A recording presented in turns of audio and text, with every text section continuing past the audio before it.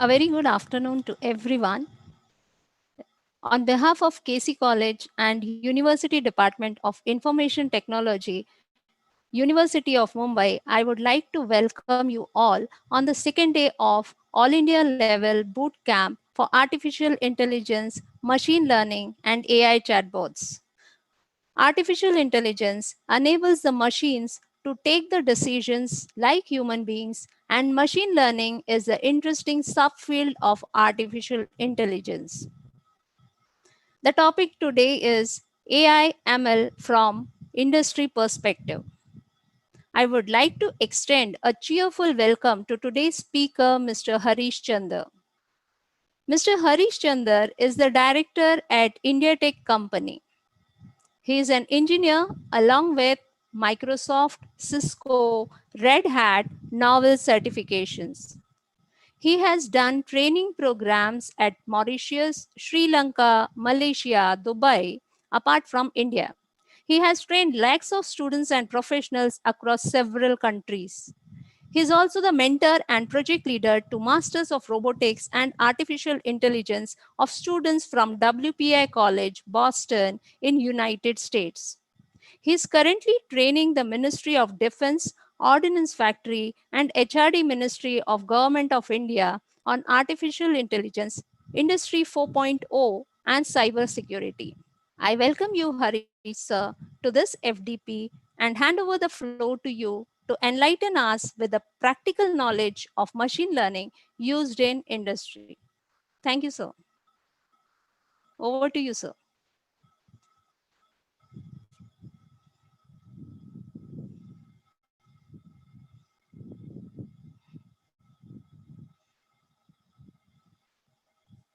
Harish sir.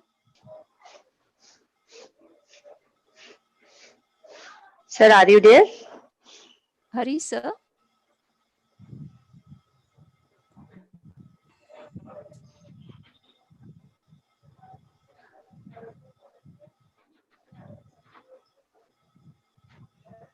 I think, ma'am, he joined now. In between, I think I couldn't see him. I just saw just Yes, he he was there. joined now. So has Yeah. joined. Hello, sir. Hello. Hello, Yes, sir. Harish sir. Harish I sir. think, There sir, is we some can begin the problem. session. Yeah. There was some problem with the internet connectivity. So Okay. yeah, it's all okay now. We are pretty fine. Okay. So welcome. You can take over the session. Sure. Thanks a lot, madam. Thanks a lot. Thank Okay. you, So sir. all of you, a very warm good afternoon to everyone here. My name is Harish Chandra, Dr. Harish Chandra. And I'm sorry I missed out the introduction that Veena madam was giving a few minutes back because I'm in my office and my entire staff is around here and we have a heavy load on the internet connectivity. It's a typical problem during the lockdown. So excuse me for this. But we have switched over to our plan B internet connection and right now I'm using that connection here. All right. So I'm the founder and the director of a company called as India Tech International. I started this company in Mauritius. I got a branch in Sri Lanka, in Malaysia, in Dubai, and of course in Mumbai. In Mumbai, I'm located in 3 locations: in Dombivli on the east central suburb, in Mulund in the central suburb, and in Andheri on the western suburb. So we got 3 offices. It's an IT tech company which has started around 20 years back. And just to give you an idea here, well, uh, the list of clients that I have is right in front of you. My biggest client is the Prime Minister's office in Mauritius. I am one of the consultants of the Prime Minister's office in Mauritius on cyber security, on artificial intelligence and other stuff, which I'll be talking to you as we go on today. The University of Mauritius is my big client. I train the police force in Mauritius. Air Mauritius is one of my clients. The different ministries in Mauritius, they are my client, like IT ministry, agriculture, education, and so on. I have a small office in Sri Lanka, and the Air Force, Sri Lankan Air Force is another client of mine. The Colombo University is one of my clients. And those who stay in Mumbai, because this is an all India level FDP going on. So how many of you are staying in Mumbai? I'm not sure. How many of you are joining from Mumbai? I'm not sure. But IIT Mumbai, I'm a regular speaker there. Whenever they have their Tech Fest, I'm one of the speakers. I come very regularly for most of their talks. BJTI, another engineering premier institution, which is in Matuga, Mumbai again. I'm one of the speakers there for their regular talks. And Indian Navy is my client. In Malaysia, there are so many clients of mine. And of course, Maharashtra Police is one of my biggest clients. I have an academic partnership with about 32 colleges in Mumbai alone. And I'm a trainer and a corporate consultant to 75 agencies, including plenty of agencies related to government bodies in India and abroad in different cities. There is an institution called as WPI, which stands for Worcester Polytechnic Institute. Now, this WPI, it is one of the premier institutions in Massachusetts. It is in Massachusetts, America, USA. And the students who are doing their masters in robotics and artificial intelligence, I'm the mentor to those students. So I need to go to the US every 6 months or 7 months, depending upon the nature of the work. So I'm a mentor to them. Now, one of the world's largest manufacturer of robots for industries using artificial intelligence and machine learning is a company called as Universal Robots. Now, this Universal Robots is a company based in Denmark. And I'm one of the developers for this company. And we make something called as collaborative robots. Now, today and tomorrow, there are 2 sessions for me. Like today, I'll be taking your session. Even tomorrow, I'll be doing your sessions. I'll be explaining what is this collaborative robot. This is one of the biggest stuff to hit the market today. And many industries, many different industries from different parts of the globe, they're using this collaborative robots. And the biggest player in this collaborative robot market is Universal Robot, which is based in Denmark. So I'll be talking to you about this very soon as we continue along with our sessions. All right.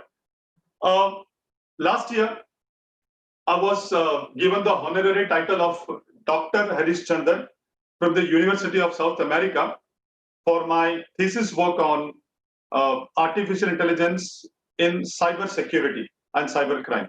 So from now on, I'm Dr. Harish Chandra, and that is the university which awarded me this degree with. I'm also one of the consultants to the Ministry of Defense, Government of India. And I'm a trainer and a consultant to Indian Army, Indian Navy, and Indian Air Force. Very regularly. Like, I'll just give an example. Yesterday, whole day I had a training with Indian Army. I was telling them on how to use artificial intelligence in developing different kind of guns and ammunitions. So I'm a very frequent speaker, a very frequent trainer, and a consultant to the Ministry of Defense on Army, Navy, and Air Force. And I'll be letting you know about this as we go on with our sessions here. This is my 28th year. I've been spending 28 years. I've spent other 28 years internationally in different countries because it's my own company and I travel extensively. And I've been in IT field, right, for the past 28 years. So all kind of doubts and all kind of questions from you is welcome. You can always ask me. We will unmute your mics and you can ask me whenever you feel like asking. I also have the honor of being reviewed and interviewed on a lot of international media. Like many newspapers across the world, they have covered me. One of the newspapers is this paper you can see on screen. It is called as the Technology Times. And that's me on the photograph. That was in 2005. I write articles on cyber security and cyber crime. In fact, I am the consultant in cyber security.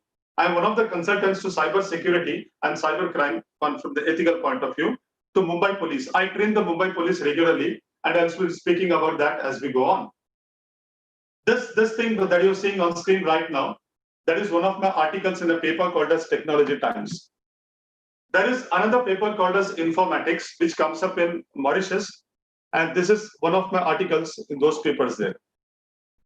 Well, in Mauritius, people do not speak English much. They speak the French language. And this is one of my articles appearing in one of the local newspapers there, which is in French language. This is another one, which is called as Le Machinal. This is yet another newspaper coming up in Mauritius.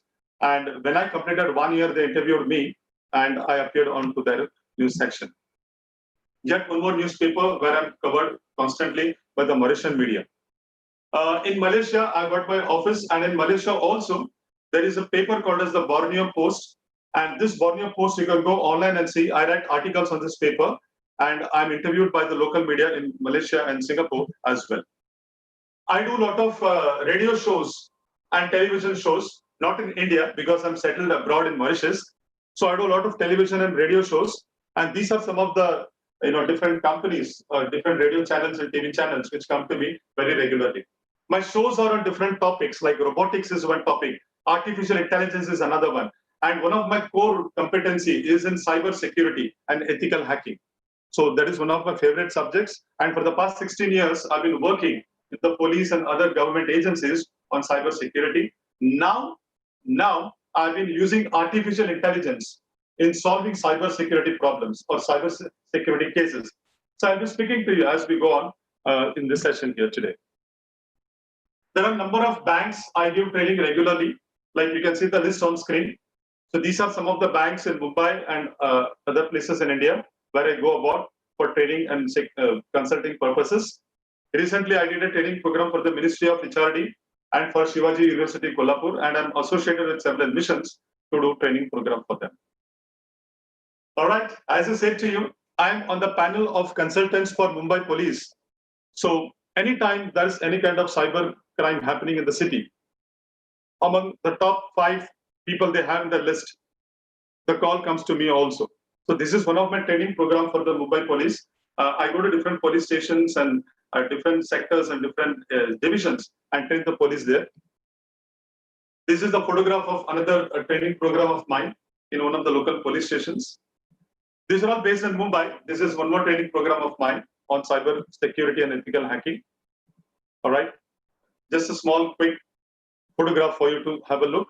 These are some of the police to whom I train very regularly. And that's the local CID. I'm also one of the consultants to them and trainer to them for all kind of investigation purposes. All right. Now, apart from this topic, my company, India Tech International, which is based in Mumbai. Right now, it's based in Mumbai. We have our offices in Mumbai, in Mauritius, Sri Lanka, Malaysia, and Dubai also. We do plenty of seminars, workshops, and courses. And these are some of the things on which we work very regularly, like 3D printers and drones. I'm one of the consultants to the Indian Ministry and Defense Ministry for drones, right? So gesture control devices, smart homes, IoT, cloud computing, Android app development, and all that stuff, right? So robotics, we work a lot with robotics. And we give also a lot of training programs on certifications like Microsoft certification, Cisco certification, and so on and so forth. Of course, we also do plenty of training programs as per the client requirements. All right.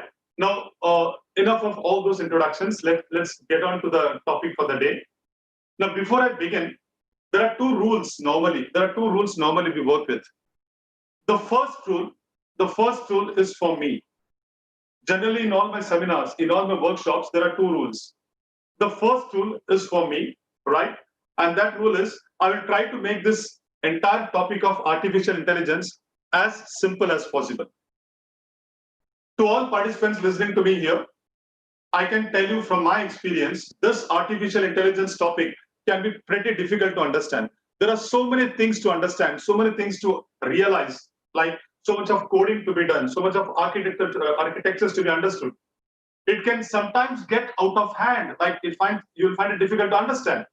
So the two rules that I'm talking to you, the first rule is for me. And that rule is, I will make the entire workshop, the entire topic of artificial intelligence from industry perspective, from medical healthcare perspective, as simple as possible. I'll make it as simple as possible. So this is rule number 1.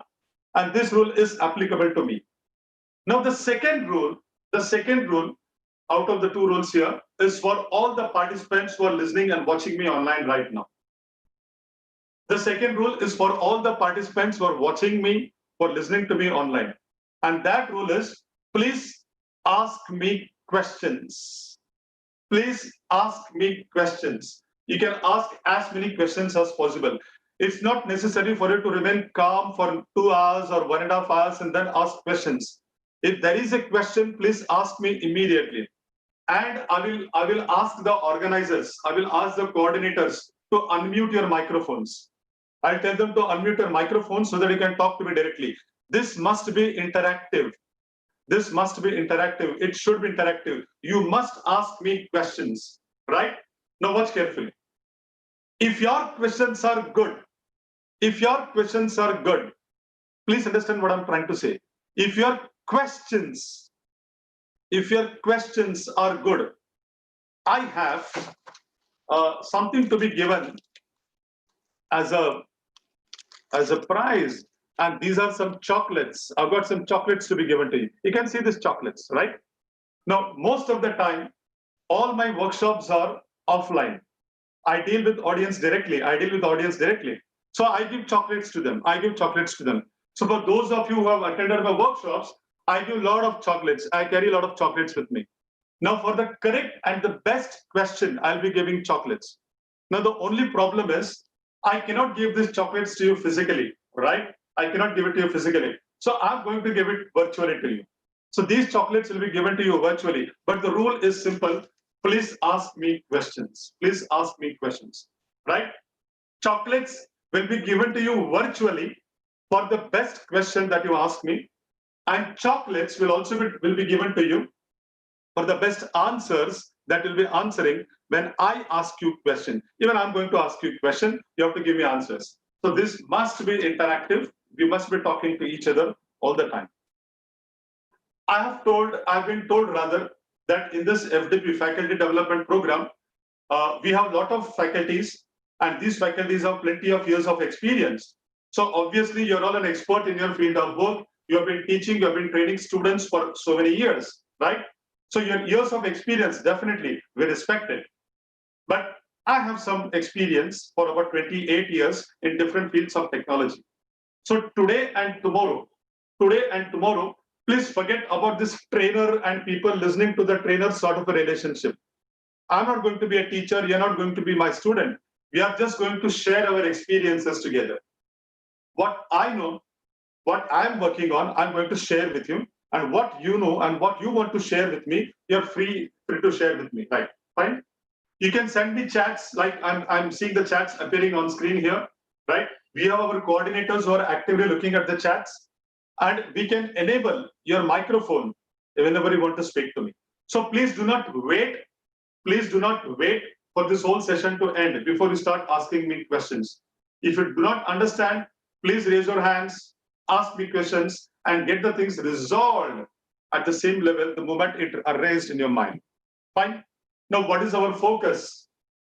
Our focus is going to be very clear. And our focus is quick knowledge and instant knowledge. Our focus is going to be quick and instant knowledge. I'm not going to dive into unnecessary theory. No, not at all. I'm not going to speak about unnecessary formulas. Not at all. I'm not going to show unnecessary block diagrams. You're all teachers, you're all faculties. Of course, you know how to deal with theories and diagrams and mathematics and so on. But my focus is going to be very clear, crystal clear. It's going to be quick knowledge or instant knowledge. Quick knowledge or instant knowledge, right? That's our focus. Now, there is something which I have observed, and that is, there is, I'm going to show something, I'm going to explain. You tell me whether you have understood. If it is not clear, I'm going to explain to you once again. So I don't want this to be a typical session where the lecturer is speaking, where the speaker is speaking, and others are simply silent and listening. No, not at all. Please interact with me. Ask me questions. And if your questions are good, please remember, you're going to get chocolates. You're going to get chocolates here, right? All right. So we're going to come to the point in all our topics. I have been a faculty myself, and I am still a faculty. In all my 28 years of teaching people, training people in different countries across the globe, I found out one thing which is very common and which is a real problem of students. They have no idea how technology is used in the industry today. Like, students know the syllabus. They know the syllabus. They know what questions will come up in the exams. They know the answers to write, right? So they know all these things. Academically, they are excellent. But the real problem with students, is they do not know in the industry how it is being used. Like, if you're going to teach them robotics, where are robotics being used in the industry? They don't know. Which companies are using it? They don't know. How they are using it? They do not know, right? You're teaching them artificial intelligence. Now, do the students know? I mean, do they realize where exactly is artificial intelligence used in the industry? They don't know. Nobody knows much about that. So my idea here in this faculty development program is to give you an idea, a broad idea. In fact, I'm going to show you a lot of interesting things. Please be very focused. Please be very focused on the slides which I'm going to show, because I'm going to reveal something to you, perhaps which might have not seen outside. These are real life applications, and our focus is going to be on the industry. I'm going to show you how artificial intelligence and machine learning is used in the industry. I work with plenty of corporates. I work with plenty of governments in different countries. And I know how artificial intelligence is being used by these people. So today and tomorrow, to all the participants, please ask me questions. If things are not clear, ask me questions, because our slides are going to start now in the next 1 second. All right. I have been told by the organizers that most of the faculties, most of them, not all of them, but most of them who are coming for this workshop here today, they are teachers of BSc IT, and they are teachers of BSc Computer Science, and there are some teachers who are teaching plain BSc. I studied the syllabus of BSc IT. I studied the syllabus of BSc Computer Science. After studying the syllabus, I saw that what is covered in the syllabus is fine, it's great, it gives a fantastic foundation, but I don't want to cover that to you in this FDP. I don't want to cover what you already teach the students in the FDP. I want to cover what you do not teach the students in the FDP. My job for today and my job for tomorrow is to teach you things which you do not teach the students and what is happening in the industry outside, right? So the syllabus of BSc IT, the syllabus of BSc Computer Science, I've gone through that fully well, absolutely well. But I'm going to show you things which you have not seen in the syllabus. So my earnest request is, please ask me questions, because I'm going to deal with artificial intelligence, the way the industry is using it, and the way the healthcare industry is using it. And I'm going to give you very good examples to make it very clear. I have divided this session into 2 parts. The first part of my session will cover the basics of artificial intelligence and machine learning. And the second part will cover, from the industry perspective, how AI ML is being used in healthcare and in different sectors across the globe. Fine? Now, with this, all of you, let's begin our day 1. So welcome to this workshop. I can see some chats here. Just give me a second's time. Let me see what the chats really ask me. All right, there are a lot of questions. There are a lot of questions coming up. So Yes, just sir. give me a second's time. Sangeeta Manu. I want the coordinator to please unmute the mic of the person who's going to ask me a question now. Well, is there somebody who would really like to ask me any question? Because I can see the chats coming up here. I'll give a minute's time for you to ask me a question. A minute's time. Quick. Is there anyone who wants to ask me anything right now? I think teachers can raise their hand and ask the question, and Monish, you can unmute them as sir saying. You can raise your hands. You can put that smiley icon. You can see that smiley icon there, right? A lot of icons are there. You have a small icon of a hand. You can raise your hand, and our coordinators will look at that, and they will unmute your microphone so that they can speak to me. All right, fine. Now let's get ahead with our talks for the day. Welcome to day 1, and welcome to this wonderful world of artificial intelligence and machine learning.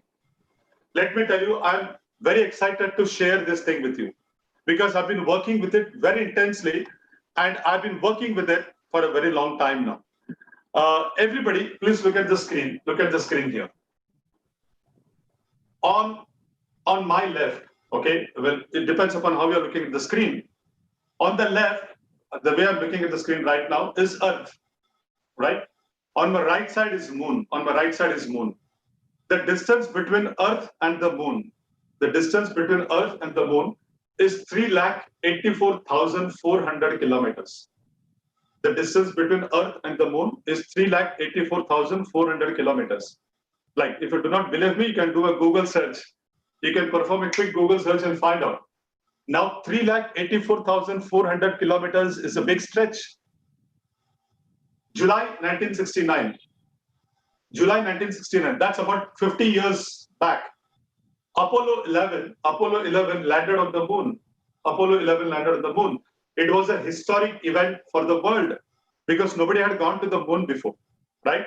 So 50 years back, please understand that technology 50 years back was not that great as what we have today, right?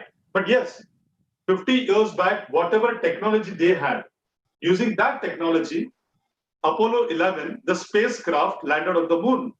And Neil Armstrong, Aldrin, they set their foot on the surface of the moon. They collected the rock samples, they brought it back to Earth, and we know history got done, right? Now, something interesting to you.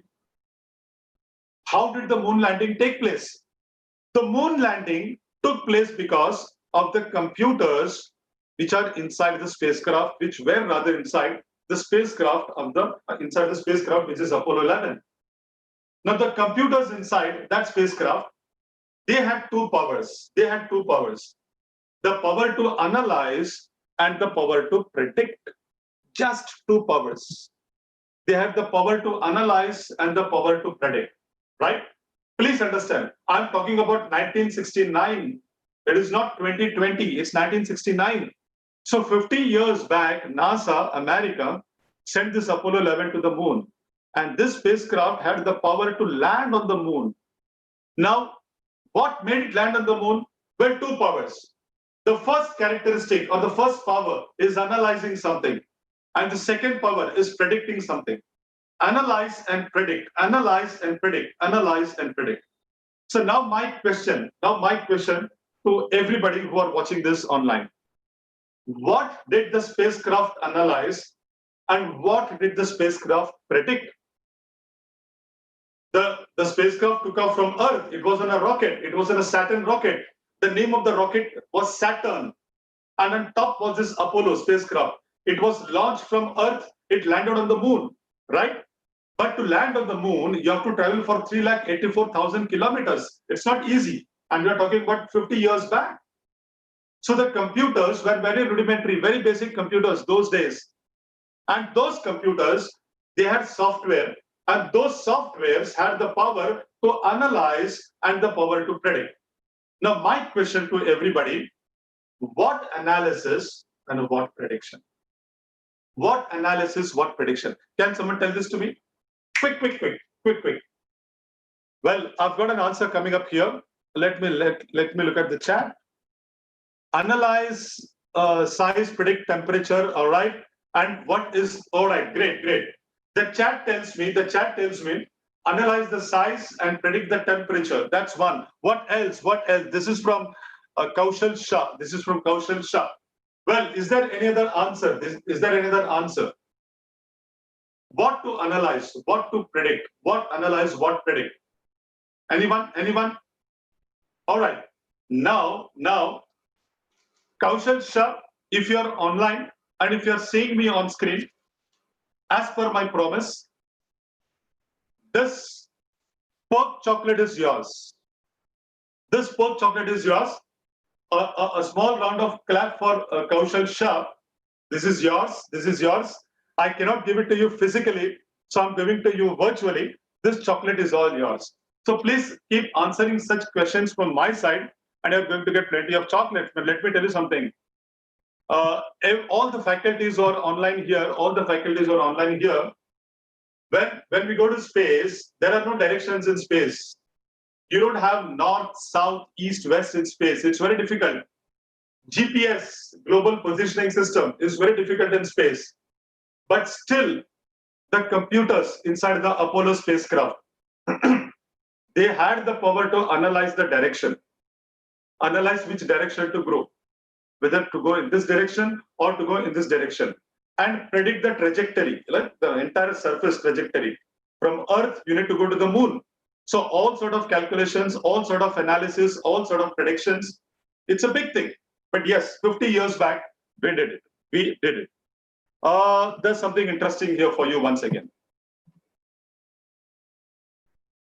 Our mobile phone, which we carry with us, our mobile phone, it has got 2,000 times more computing power than the Apollo spacecraft, which landed on the moon.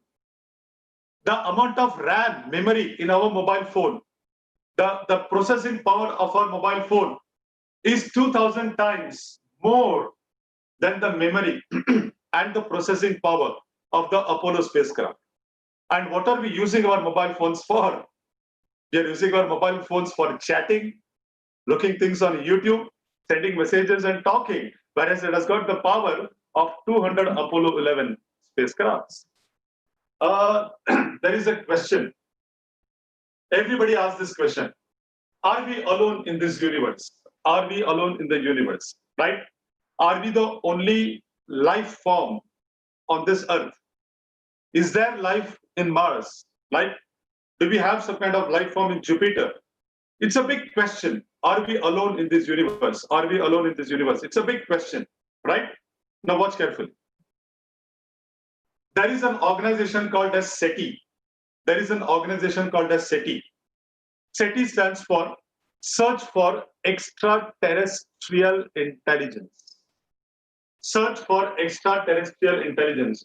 So everybody online, let me tell you what it is.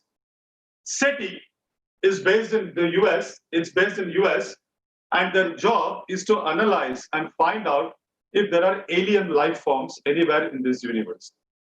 Alien life forms in the universe. Now, what SETI does is very simple. They have 5 lakh members across the globe. And I'm happy to say, I am one of the members of SETI. I work along with 5 lakh members across the globe, scattered across the globe. From India, I am one of the members for SETI. SETI stands for Search for Extraterrestrial Intelligence. So what we do is, we have been given a software. I am a member of the SETI group. We have been given a software.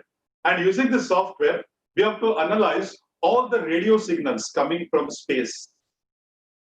Our job is to analyze all the radio signals coming from space. Lakhs of radio signal, crores of radio signal. We have to analyze these radio signal and we have to predict whether these radio signals are coming from any alien life form. Alien life form. We are trying to analyze millions and millions and millions of signal. And we are trying to understand, we are trying to predict whether there is human life anywhere else apart from Earth. This is the job of SETI. Now, what you see down here is analyze and predict. So even SETI, Search for Extraterrestrial Intelligence, their computers do only 2 jobs. Analyze the lakhs and lakhs and crores of signals coming across the globe, I mean, to the Earth from the outer space. Analyze those signals and find out if there is any life form. Now, here is something interesting. As I said to you in the beginning, Worcester Polytechnic Institute, WPI, it is a very old engineering college in Massachusetts, America, US. It was established in 1865. Now, I'm the mentor to many of those students there who are doing their masters in AI, artificial intelligence and machine learning. Now, we are developing a self-driving car. Self-driving car. This is a driverless car. There is no driver required. There is no driver required, right? The car has got plenty of sensors. Everywhere there are sensors on the car. Now there is a sensor on the front. There is a sensor on the back. There are sensors at the top.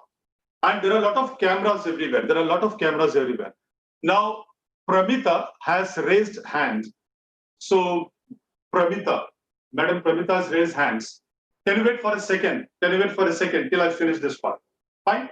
Now, this self-driving car that we are working with the students of WPI in Massachusetts, USA, it is full of sensors.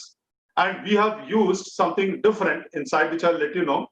And the power of the car is it's in analysis and prediction. This car can also do analysis and can do prediction. So now my question to everybody listening to me online. Now everybody, please give an answer. This self-driving car, what can it analyze and what can it predict? What does it analyze? Remember, there are no drivers inside. There are no drivers. It is absolutely driverless car, right? You sit inside the car. There is a display panel. On that display panel, you type the destination where you want to go. You want to go to the airport, you put the airport there. You select airport there. and you say yes, the car starts moving automatically. It stops at every traffic light. It takes a proper right turn, proper left turn. It stops wherever it has to stop. It follows all the rules and regulations. And the car makes you reach your destination on time. My question to everybody here is, again, it is analysis and predict. It is analyze and predict. What does the car analyze and what does the car predict? Okay, I've got some chat coming up here. Give me 1 second. Let me look at the chat. All right, all right. I've got many chats going on. Is it lot of chats? Okay, great. This car, the job of the car and the sensors in the car is to check whether people are moving on the road, check for traffic signals, check for landmark. It has to analyze the road. It has to analyze the map. There is a Google map. It has to map and find out the shortest road. It has to find out the best road. I'm getting plenty of chats and plenty of questions. I'm so happy. I'm so very happy. Right? Now, let me look at it. Can Aditi speak to me? Can the moderators, can the coordinators unmute Aditi here? She has given an answer for which I need to talk to Aditi. Madam Aditi. Is Madam Monish. Aditi online? Monish? Yes, sir. Can- Yes, sir. Aditi is unmuted. She can talk. Yeah. Aditi, are you online? Yes, sir. Can you please tell me what did you mean by the best route and the shortest route? What do you mean by that? Best route, preferably where the traffic is less. It will analyze the possible routes, and based on the traffic and the time that it will take, it will select the best or the shortest route. So what is the prediction part here? It is analyze and predict. What is the prediction part here? Prediction is it will find which route will take the lesser time. Lesser time, which route is going to take the less time? Yeah. So Aditi, for this fantastic answer from you, I'm giving you 2 Perk chocolates from my side virtually. Thank you so much. So thanks a lot. I'm so Thank you sorry so I cannot give it to you physically. It's not possible, No, at it's least okay. through Zoom. But thanks a lot for participating. Thanks a lot for answering this query. Thank you. Thanks, coordinators. We go to the next slide here.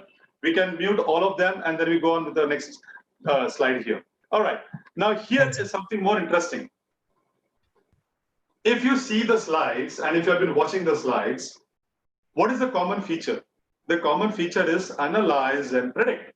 Let me go back and show you from the beginning, right? Moon landing was made possible because the computers inside the spacecraft, they had the power to analyze and predict. The SETI project, searching for alien life forms, that is possible because of analyze and predict. This wireless, driving car, self-driving car without any driver inside, which works with wireless sensors, even that was possible because of analyze and predict. That means the most common feature between all the 3 examples given to you is analyze and predict, and that everybody is the core of artificial intelligence. Please write this in your book. The core of artificial intelligence is the ability of machines to analyze and predict. Please put it in your book. I'm working with AI, I'm working with ML, machine learning, for the past more than 12 years now. Let me tell you, in all those 12 years, if I put all my knowledge together and give you one simple answer, that simple answer is, it is the ability of computers to analyze and predict. If you can make the computers to analyze, if you can make the computers to predict, so analyze and predict, if you can do this, you have artificial intelligence enabled on that computer. It depends how you do it. It is not easy, but it is possible. So please write in your book, all of you, those who are listening to this, please put it in your book, in your sheet of paper, or you can fix it in your mind. The ability of computers to analyze and predict. Now, what to analyze and what to predict? Now, that depends upon what you're trying to do. whether it's a car, whether it is searching for alien life form, or whether it is landing a spacecraft on the moon. It depends upon what work you're doing. But the two core things to understand, are analyze and predict, right? Now, let me give a simple example here. Supposing we are going to predict when the rain is going to appear over our skies in Mumbai here. Of course, it has already started. We are now in June. We are in the last week of June. But suppose our job is to predict the rainy season in Mumbai. I'm taking Mumbai as an example. I'm not taking any other city. Let's say Mumbai. So if I have to predict when it is going to rain in Mumbai, right? So how do I do it?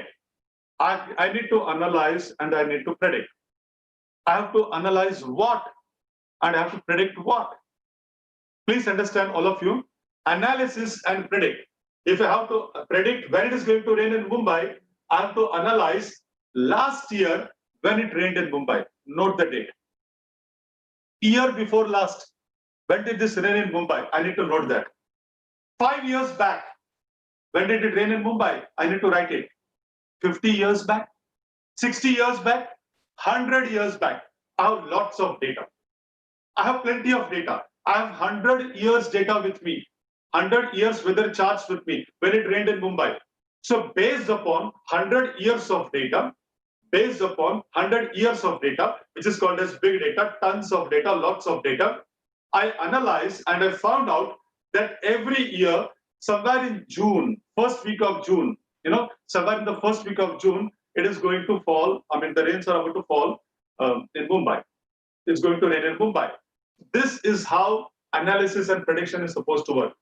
Please understand, for performing analysis, for performing prediction, right? For performing analysis, for performing prediction, you require data. Not just data. You require tons of data, lots of data. So lots of data you analyze and you do the prediction. Lots of data you analyze, you do the prediction. So the keyword here is analyze and predict. Analyze and predict.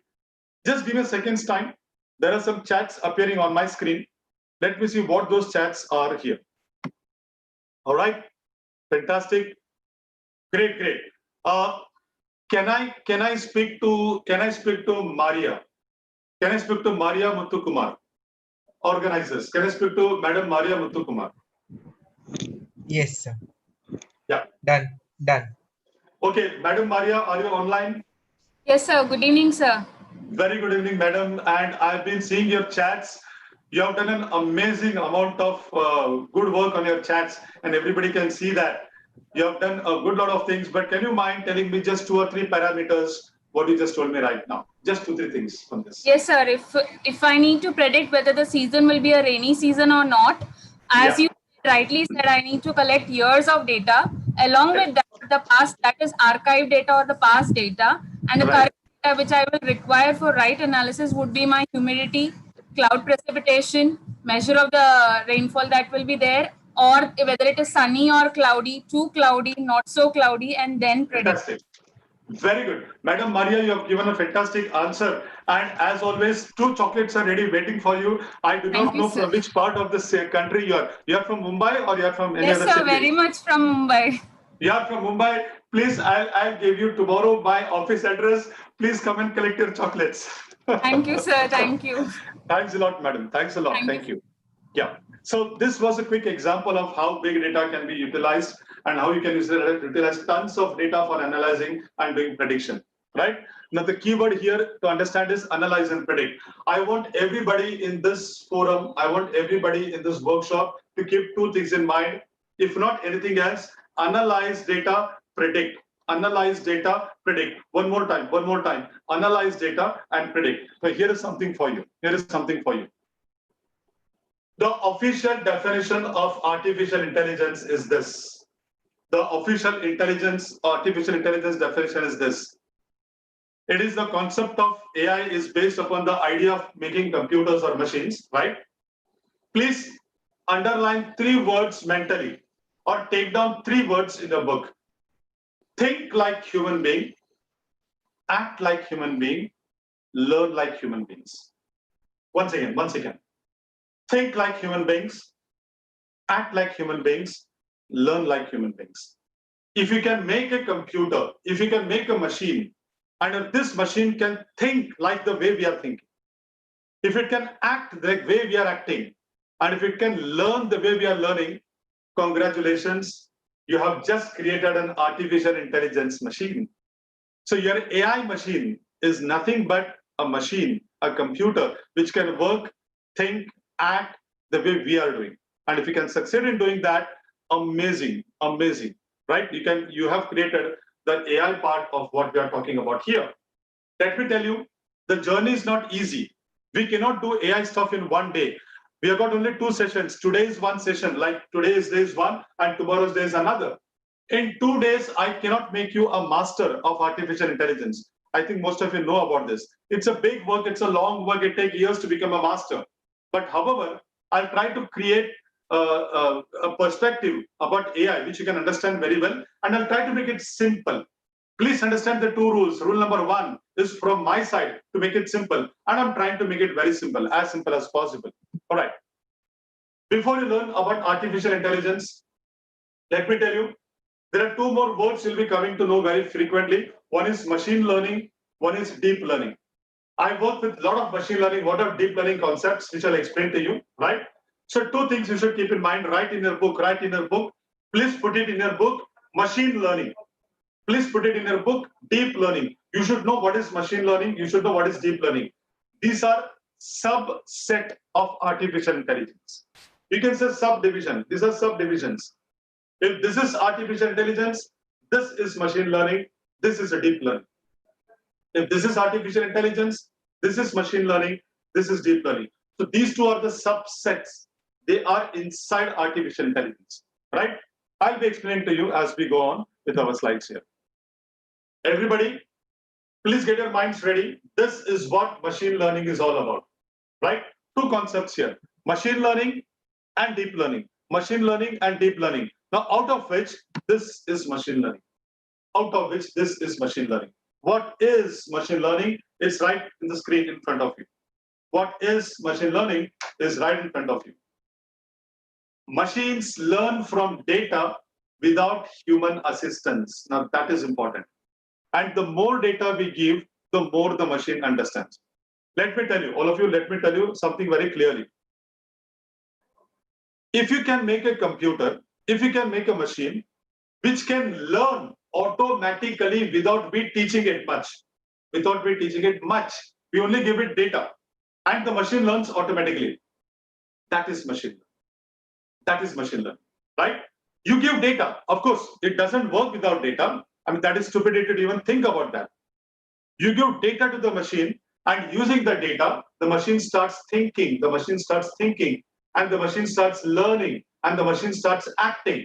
So the machine thinks, the machine learns, the machine acts based upon the data that we are giving. So what data we are giving is important. And the more data you give, the more the machine is going to learn. The more data you give, the more the machine is going to learn. Fine. Is it clear? So machine learning means the ability of computers or machines, the ability of machines to learn without human assistance. We don't have to do anything. It works automatically. It does things automatically. But of course, we have to give it some kind of data. We have to give it some kind of data. All right. Any question? Any question? You can raise hands or you can send it in chat to me. All right. I'm seeing some chats here. Give me a second. Give me a second. All right. There is a chat from. All right. There are so many here. So many here. So many here. Let me just check up one. All right. All right. Fine. Can I speak to Mayuresh Joshi, please? Mr. Mayuresh Joshi, can I speak to you? Mr. Mayuresh Joshi, can I speak to you, sir? Done, sir. Yeah. Mr. Mayuresh, are you online? Mr. Mayuresh Joshi, are you online?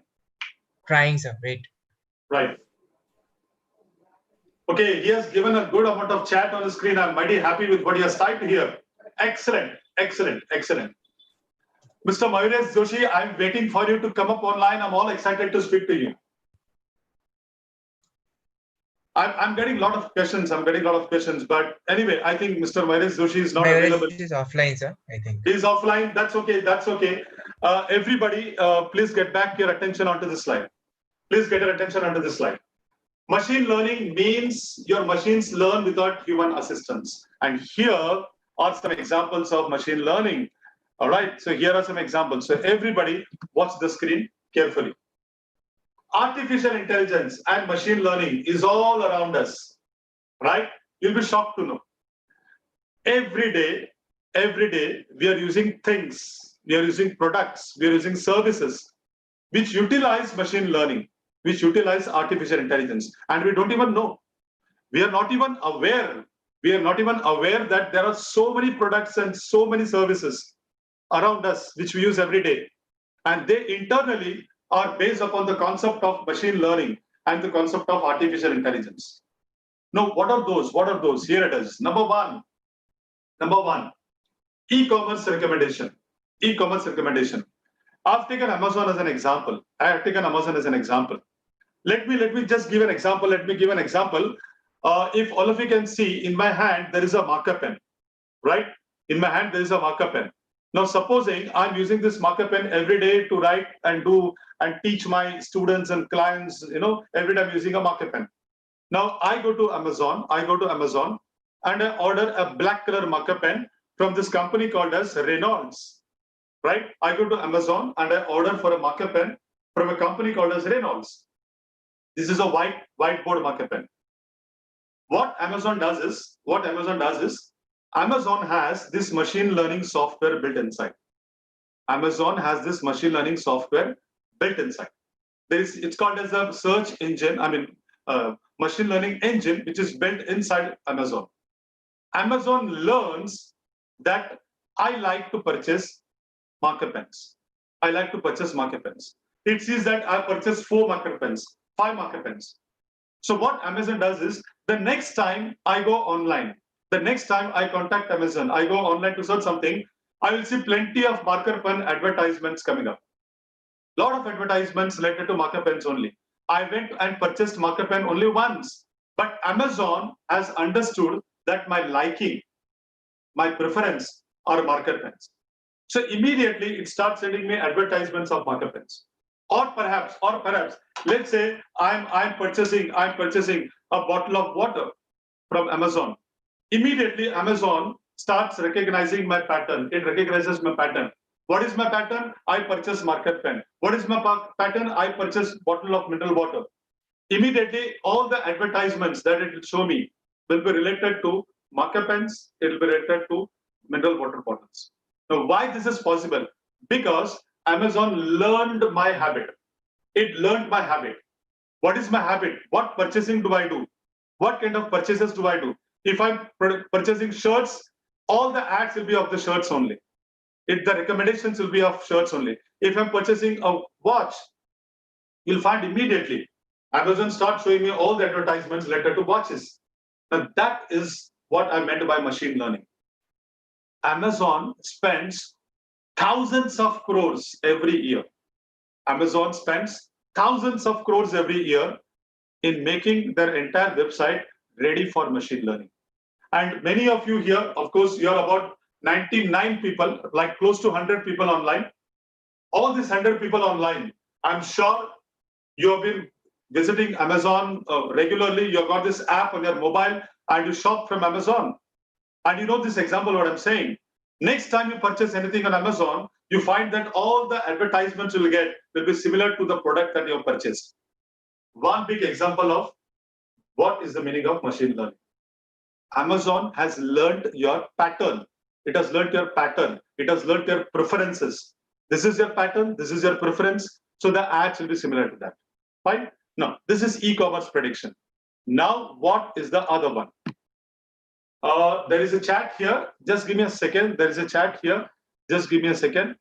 All right. The chat here is. All right. All right. Okay. Okay. Okay. There is. All right. Great. Mr. Mayuresh has come online and he has got disconnected due to network. I appreciate, sir, because we all are facing this network problem. Can I speak to Dr. Neelam Yadav, please. Can I speak to Dr. Neelam Yadav, please? Dr. Neelam Yadav, madam, are you online? Yeah. Can I speak to Dr. Neelam Yadav? Yes, sir. Doing. Yeah. If Madam Dr. Neelam Yadav, if you're online, Madam, please let me know. Okay, I got a chat from Dr. Neelam Yadav that her microphone is not working, but she has replied very well. She has said it is content-based filtering. It filters based upon the content, depending upon our choices and upon our patterns. So, Madam, this chocolate is for you once again. This perk, wonderful perk, is for you once again. So thanks a lot for being online and thanks a lot for answering. This is for you. So even though your microphone is not working, I think your camera is working, but you can see me giving this chocolate to you. So this virtual chocolate is for you. Thanks a lot. Thank you. All right. Now look at this here. Look at this. This is another example of machine learning. What you see online is an example of machine learning. This is the social network friend recommendations. Right? When you go to Facebook, when you're on Facebook recommends some friends to you. Now, how does Facebook recommend friends to you? Suppose you are my friend. Facebook will analyze who are my friends. So my friends become your friends and your friends become my friends. So it is analyzing my pattern. It is analyzing my linkage. I'm linked to 100 friends. So all my 100 friends, they become your friends. Now, this is one simple example of how Facebook is learning the pattern. Now, I got a chat here. Just give me a second. There is a chat here. All right. The chat is coming up from. All right. Okay. There is a chat here from, I don't know who is this, saying you're giving chocolates to everyone, and it seems he's one of my students because he's saying, I know you're habit of giving chocolates for students. So thanks for remembering that I give chocolates to everyone. Thanks a lot. I give plenty of chocolates, but anyway, this is an online session. I cannot give real chocolates to you, so it's being virtual. Facebook recommendation system. Facebook recommendation system is absolutely based on machine learning. It recommends based upon machine learning. Now look at this. The one which is coming up next. All right, here it is. Okay. Uber and Ola, they also use machine learning. Can somebody tell me how does Uber and Ola use machine learning? If you want to take a cab, you use Uber or Ola. Okay, you're at a residence. You need to go to the airport. To go from your residence to the airport, you require Ola, you require Uber. Now, how do you do that? Right?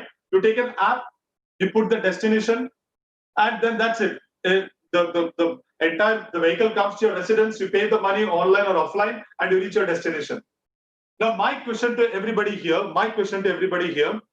how does Uber and Ola use machine learning? Uber and Ola uses machine learning. Uber and Ola is using machine learning. How do they do that? It's a question. And I'm seeing some chats appearing online.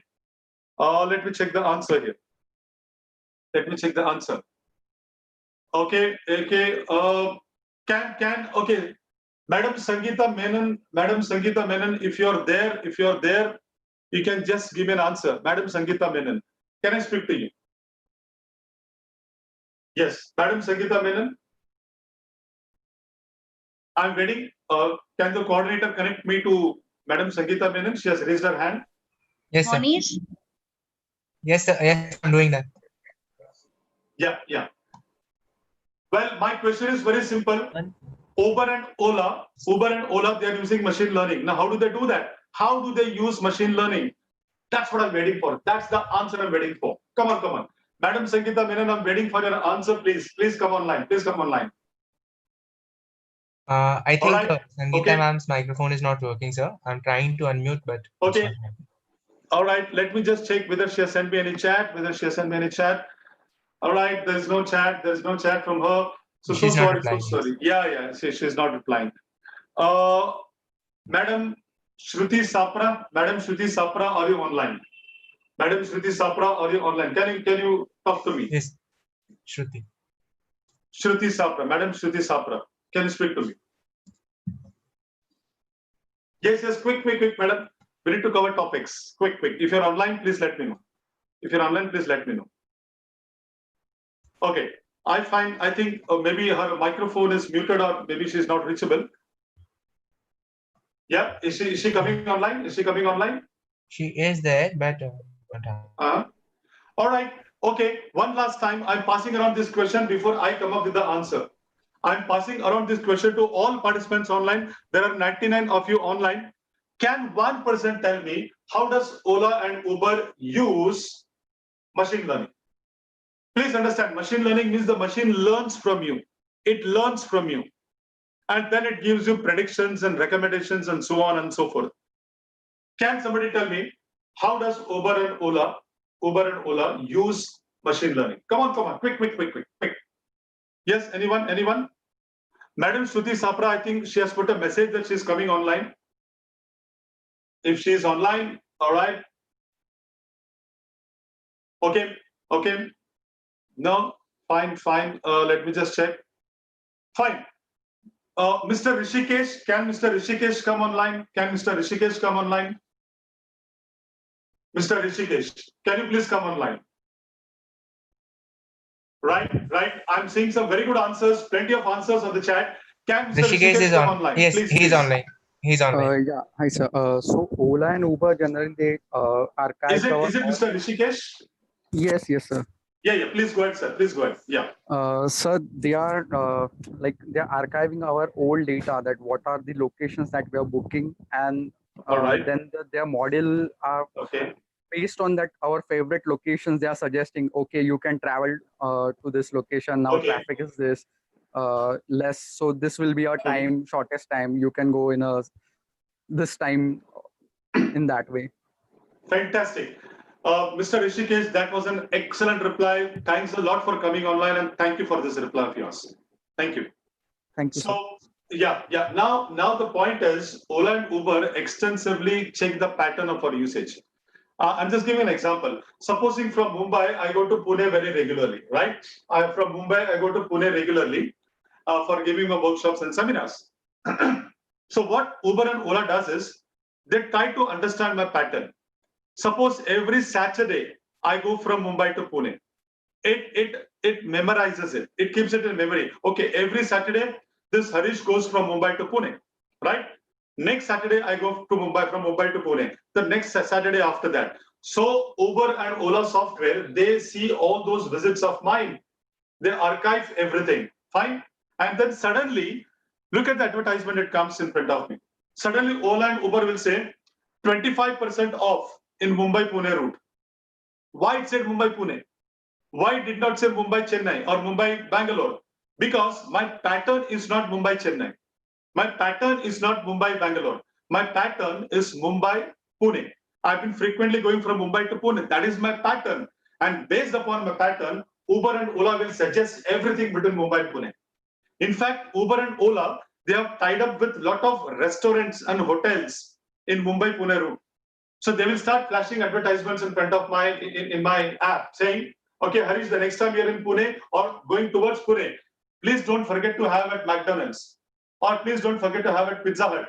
It is exactly between Mumbai and Pune. It is on so-and-so location. Machine learning using this Uber and Ola, they use machine learning, and using my pattern, using my preferences, it has understood what I like and what I dislike. Please put it in your book, everyone. Please put it in your book. Machine learning understands our likes and dislikes. Machine learning understands our likes and dislikes. What I like, what I dislike. What are my preferences? You can even put that in your book. What are your preferences? So machine learning understands our likes and dislikes. And machine learning also understands my preferences, what I prefer and what I do not prefer. Fine. Now, this is one example. Now, I'm sure most of you should be knowing about this. The next example, most of you should be knowing. All right. Voice recognition devices. Two examples. Amazon Alexa and Google Echo. Amazon Alexa and Google Echo. Has anyone used this? Has anyone used this? How many people are there online right now? All right, there are 98 people online. Out of 98 people, does anyone here have an experience of using any one device among these two? Amazon Alexa is a device. Google Echo is a device. These are two different devices. They connect to the internet. Have you used it? There is a chat here. Let me have a look at the chat. There is a chat here. All right. Okay. Okay. All right. Fine. Fine. Who has used it? Well, I'm seeing here. I'm seeing here.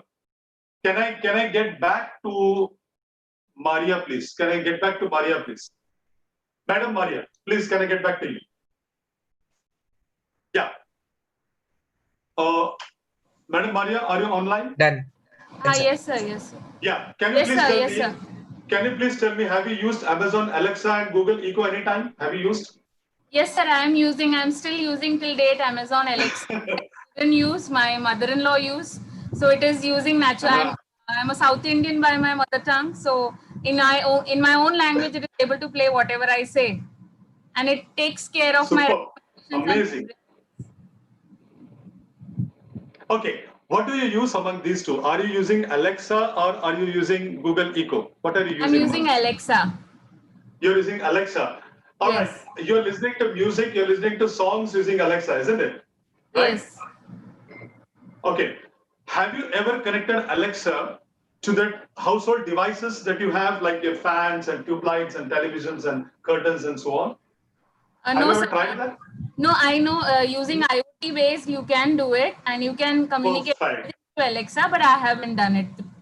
Fantastic. But I appreciate you coming online and sharing your experiences, because Amazon Alexa is really amazing. You can speak to it, you can give voice commands, it recognizes your voice commands and so on, and accordingly it creates things for you. Now, one final question, Madam Maria, before you go offline here from this chat, can you please tell me, where is machine learning used in these two examples? Where is machine learning here? Where is machine learning? How do you say it is machine learning? So two things, as far as I know, Yeah. it actually knows or understands my voice. My son's voice is different. My daughter's voice is different. So it understands who is speaking, and based on that, if it doesn't get that preference or recommendation from my voice, it tells I'm not able to understand you, or it is not able to play whatever I'm asking for. Maybe it could be news. The second thing is, the moment it connects the Alexa backend, there are training algorithms. Like Maria is asking for this again and again. So it keeps on giving me recommendations. Okay, this is what you need. Okay, okay. So this is trying to understand your requirements. This is trying to understand your voice pattern, and this is trying to predict as per your voice pattern. So that was really amazing, Madam Maria. These two chocolates are for you. It's a virtual chocolate. Please accept it from my side. Thanks a lot. Thanks for coming online. Thank you, sir. And let's go ahead with our next example quickly here.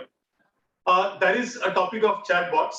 I'm not going to get into chatbots in a big way, because that is not the topic for today. I believe you have chatbots separately as a topic coming up in this series of workshops. Now, chatbots are a great example of machine learning. Now, what happens in a chatbot is you communicate with a computer, but you do not know that it's a computer, right? For example, look at this photograph given here. Suppose this one is for Domino's Pizzas. Suppose I type, what deals do you currently have on pizza? I type, I take my mobile and type, what deals do you currently have on pizza? Now, the moment I type, I press enter, it goes to a computer system. It goes to a system, and the system understands what I have typed, and it gives me an answer. And look at the answer given below. Look at the answer given below. For a limited time, I can offer you a coupon worth 20% off and all and all and all. And then I say, isn't there 3 for $5 each deal? It says, I'm sorry, I seem to have trouble understanding, and so on. Please understand, everybody, customer support desk, customer help desk, everywhere globally is slowly getting into chatbots. No longer are there people on telephones answering your query. You have chatbots everywhere. If I have ordered something from Amazon, right? I have ordered a parcel from Amazon. My parcel is delayed. I want to gift it. It is a birthday gift. So I'm waiting for the parcel to arrive, and the parcel has not arrived. So I can go to Amazon app. I can chat with the customer help desk. I can say, this is my order number. Where is my parcel? Why it is not available? You promised me 4 days back. It's 5 days now. Where is my parcel? And I'll get some replies. Sorry, sir, we are facing a problem of this, that, and so on and so forth. Fine. And then based upon that chat, I come to know where my parcel is and where I'm going to get it. But please understand, in all this chat, there is not a single human being at all. I'm not interacting with any human being. I'm interacting with a computer which is programmed to give me answers. And this is what is called as a chatbot. I'm chatting with a robot. And this is a software robot, not a hardware robot. I'm chatting with a software robot, which is giving me all kind of answers. Now here, 2 questions from my side, from which I'm expecting an answers from you. 2 questions. Number 1, where is machine learning here? Where is machine learning here? Number 1. And the second question is, how do you come to know that you are chatting with a chatbot and not with a human being? Come on, who can tell this to me? 2 questions. How do you know that what this software chatbot, it is using machine learning? How do you know that? And what is your thinking? Number 1. And number 2, how do you identify that you're not talking with a human being and you're talking with a chatbot, right? These are the 2 questions. And I've got 3 answers coming up now, 4 answers, and it's pouring in. The answers are pouring in. All right. Okay. Okay. All right. Okay. Here. Okay. Now, can I request Madam Sangeeta Menon to come online? Can I request Madam Sangeeta Menon to come online? Madam Sangeeta Menon. Hello, sir. Yeah. Is Madam Sangeeta Menon online? Yes, sir. Is it Madam Sangeeta Menon? Hello, sir. Yeah, madam. You have given a very good reply. Can you please tell me how this software is based on machine learning? What kind of learning is happening here? Number 1. And number 2, how do you come to know during your chat that you're not talking to a human being and you're talking to a computer? Please, madam. Yeah. Through NLP, we have trained the chatbot saying about the different pizzas which is available, the different compositions of pizza. Okay. But from that, the Okay. tendency of the people, which is the best pizza delivered every now and then. Suppose if we a different question saying that can you sell me some other grocery and all, it will simply say that the question I can't understand, please come up with something different. In that sense, you should be aware that it is a NLP chatbot answering you, but not a human being out there. Madam, just for the sake of everybody who are listening you online, because not everyone is tech savvy here, not everyone understands everything. We got some people who are just freshly into this game. Can you please elaborate what is NLP from your side? That is natural language processing, wherein we give syntax oriented grammar to a robot, saying that you have to deliver you have to take an order of the pizza. Okay, so you have to collect the orders, the list of orders which is given to the machine. Okay, secondly, it says that the category of the recipes which is available with Domino's and other, so they will give a out there. Train it. X is a pizza which is having this kind of crust, which is having this kind of cheese. So all the composition recipe will properly fed to the machine in the form of grammar. Okay, and then then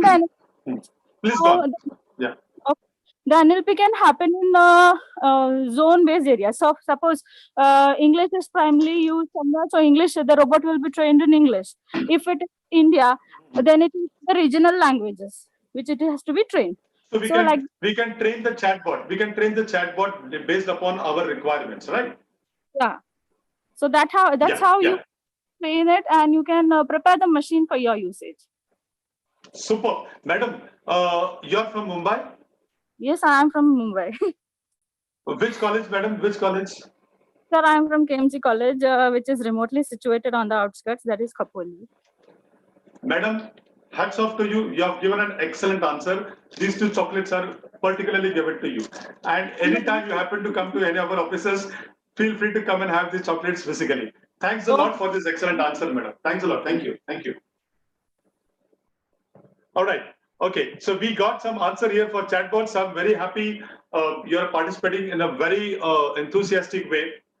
We can use machine learning in so many other examples, like autopilots in aeroplanes, travel sites recommendations is one, computer chess is another, and about healthcare, I'm going to speak in detail.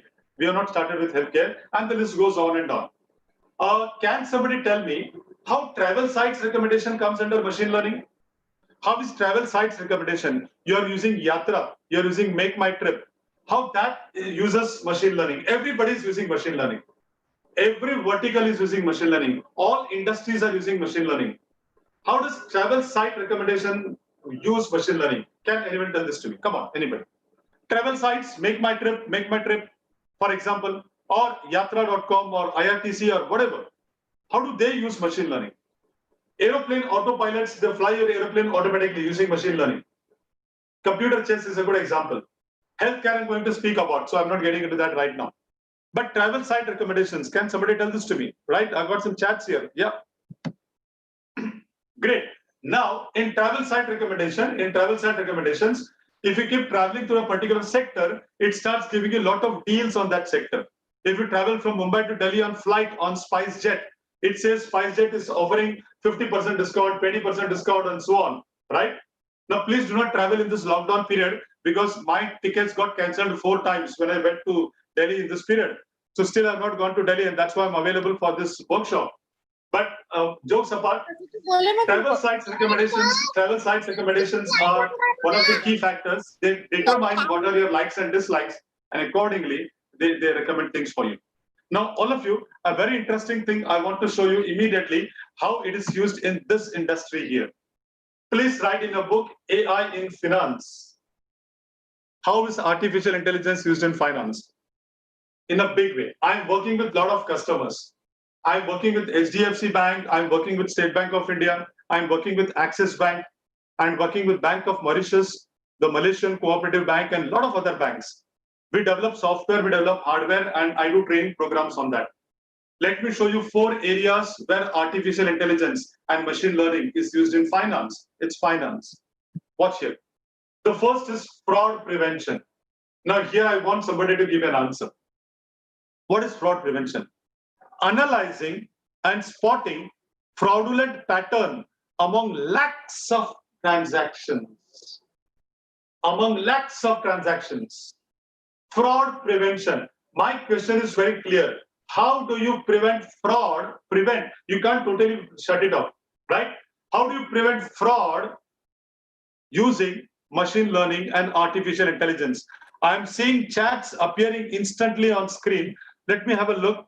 All right. All right. Okay. Let me just check.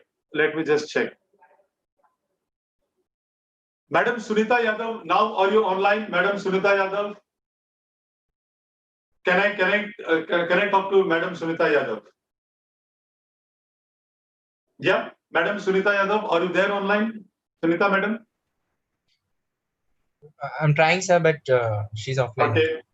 Okay, well, she has put a chat here that her mic is not proper. That's fine. Just hold on for a second. All right, Madam Swapna, are you online? Madam Swapna, Augustine. Can I get Madam Swapna, Augustine? Okay. Can I get Madam Namrata? Online?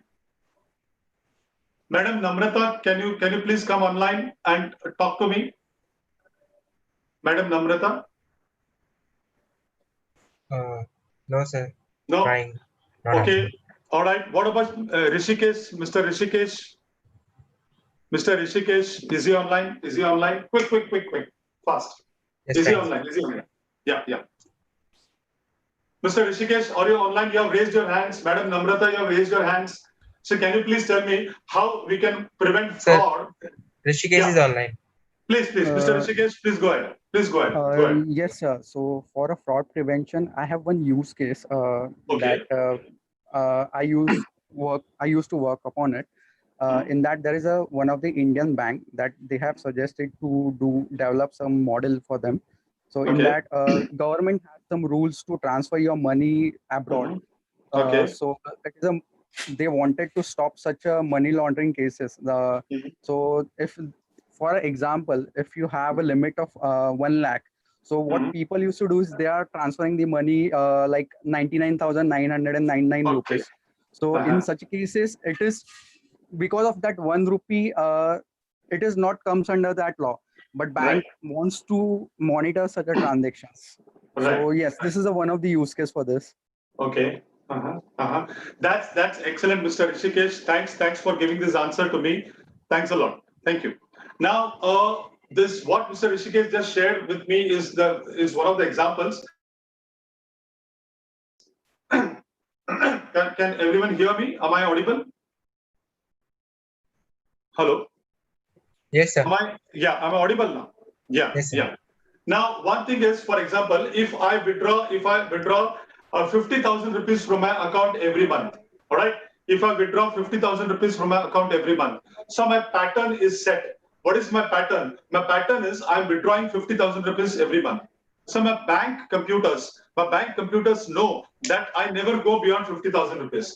So every month I withdraw only 50,000. That's the pattern of my nature. So the moment one day I try to withdraw 75,000 rupees, the moment one day I try to withdraw 75,000 rupees, that is not my pattern. That is not my pattern. The fraud prevention mechanism will send an SMS to me. It will send a message to me. You have just withdrawn 75,000. Are you Harish Chandar? Is it you? Is it your account? Please send the OTP number. Immediately the fraud prevention mechanism comes into the picture. Why?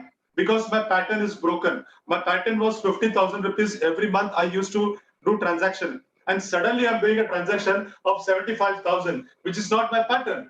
The moment the pattern is broken, the system starts sending alert messages to you that are you the person who's doing this transaction or is it somebody different? Now there is another example in case of finance. Investment predictions. You can use machine learning to do predictions. All right. If many of you are on the stock market, share market, right? If your money is in share market and stock market, which share is going to go up? Which share is going to come down? Which company is going to go up? Which company is going to go down? Which stock is going to come up? Which stock is going to come down? It is very difficult to predict. People have lost crores of rupees and they have minted crores of rupees on the stock market. So stock market, share market is very dynamic. The prices keep changing very often. It's very difficult to do prediction. But I know some people who have used machine learning to learn the ups and downs of share market. They have used machine learning to learn the ups and downs of share market. When the stock price is going to go up, they can tell accurately. When the stock price is going to come down, they can tell accurately. So share market, for that, you can use machine learning. It's amazing. It's really amazing. You can stop your money from getting lost, or you can reap a lot of benefits if you know how to use machine learning and artificial intelligence in investments. It's really amazing. Loans, come on. Can anyone tell this to me? We can use machine learning based upon historical patterns, right? And it can make a prediction for risky loans. There are 99 of you online. Can somebody tell this to me? How do we prevent risky loans, fraudulent loans? How can we prevent risky loans using machine learning so that we can prevent this kind of problems from happening in the future? Yes, I'm getting some chats. Yes, can somebody tell this to me? All right. Oh, there are 9 chats here. Give me a second. Let me see what people are on. Okay. I'm getting some answers. Okay. Well, just give me a second. I'm checking the different chats here. All right. Okay. Just give me a second. I want, if possible, Madam Shailaja Rani, can you please come online? Madam Shailaja Rani, can you please come online? Yeah. Good afternoon, sir. Very good afternoon, madam. Very good afternoon. Can you please tell me, is it possible for us to predict risky loans based upon the machine learning, based upon the slides I'm showing you? Yes, using the past data, whatever loans they have taken, we can see when how many times they have defaulted. Okay, so their salary, okay, the salary which they get, that is one thing, and then the default is how many loans did they take. Right. All these things will help us in predicting whether they are going to default in future or not. That means 0 and 1. Okay. So that's why it is logistic regression. It is logistic. That's the reason, madam, I invited you to talk to me here, because I saw you giving that answer on screen. And once again, madam, these 2 chocolates are for you. Thanks for giving an excellent reply. The virtual chocolates are for you. Thanks for this answer, madam. Thank you. Thank you. Thank you, sir. All right. So you can use machine learning. You can use machine learning to do prediction whether people are going to default on the loan based upon their CIBIL score, based upon their scores which they have, whether they have repaid loans in the past and so on. Now there is something very interesting. Let me see who gives me a reply to this. ATM refilling. ATM refilling. Can somebody tell me how can machine learning be used to check the pattern for ATM refill? How can we use machine learning to check the pattern of ATM refills? We go to ATMs to withdraw money. We go to ATMs to withdraw money, right? So how do we use machine learning to analyze the circulation of currency notes and refill the ATMs as per the pattern in advance? Can somebody tell this point to me? Quickly. Yes, I'm getting some chats. Yes, I'm happy I'm getting some chats here. How can we use machine learning in ATM refill? I've shown those points to you on screen. It is on screen for you to observe. It is on screen for you to observe. Please observe the screen, look at the screen, read it, and give an example. Yes, come on, anyone. Yeah, I'm getting answers. How can we use machine learning and artificial intelligence in ATMs? We go to ATMs to get money. Right? To get the currency notes, we go to ATM. Now, how do we use AI and ML, artificial intelligence and machine learning in ATMs? Yes, I'm getting some chats here. Let me see. All right, nobody. One last chance. Can anyone give me this answer? One last chance. How do we use machine learning and artificial intelligence to check for it? Okay, I've got 2 chats here. Just give me a second. Well, this is one of the best groups I'm working with. All right, we have 2 answers coming up here. Okay, can I speak to Mr. Mayuresh Joshi? Mr. Mayuresh Joshi, if you're online, can you come back and talk to me? Mr. Mayuresh Joshi, can you come back to me? Yeah? Okay. Coordinator, is Mr. Mayuresh Joshi coming up? Yes, sir, I'm here. Yeah, Mr. Mayuresh, thanks for coming online. Once again. Well, you have written something very interesting. Can you please tell me what it is? It's something very interesting. Sir, what I think is based on how much amount of withdrawal is done across time. So in weekdays, what happens in a locality? Probably by analyzing that data, we can find out what is the refill times required. Okay, so you're talking about the refill time. You're talking about the refill time, right? Yes. All right. Okay. So, Mr. Mayuresh, thanks for giving this answer. And I'm going to be generous here. And I'm going to give you 1 chocolate, even though I didn't announce it to you. So this virtual chocolate is for you. Thanks for this answer. Can I have Mr. Kaushal Shah online? Mr. Kaushal Shah, are you online? Mr. Kaushal Shah, are you online? Can you please come up online? Mr. Kaushal Shah, I saw your answer is very interesting, Mr. Kaushal Shah. Can you please come online? He's online. Yeah, Mr. Kaushal, are you online? Yes, sir. Yeah, please go ahead. Please let me know. What is your thoughts? How So do we use machine learning? basically, the refill guys will come to know we have a section of 2,500 or 1,000, right? What is the demand of a cash withdrawal? Right. The circulation pattern is that particular ATM withdraws more of $1,000, more of 500, more of 2,000. So maybe you're analyzing the circular pattern of cash withdrawing by a person. Very good. I mean to say you're trying to understand what is the pattern of circulation, what currency notes are being used. Is it 1,000 which goes more, 500 which is taken more, or whatever it is, right? So that's what I'm telling you, the currency denominations. So Mr. Kaushal, well, I'm terribly happy here. 2 chocolates to you, and please keep up the good job. You have done an excellent job. 2 chocolates to you from my side here. Thank you, sir.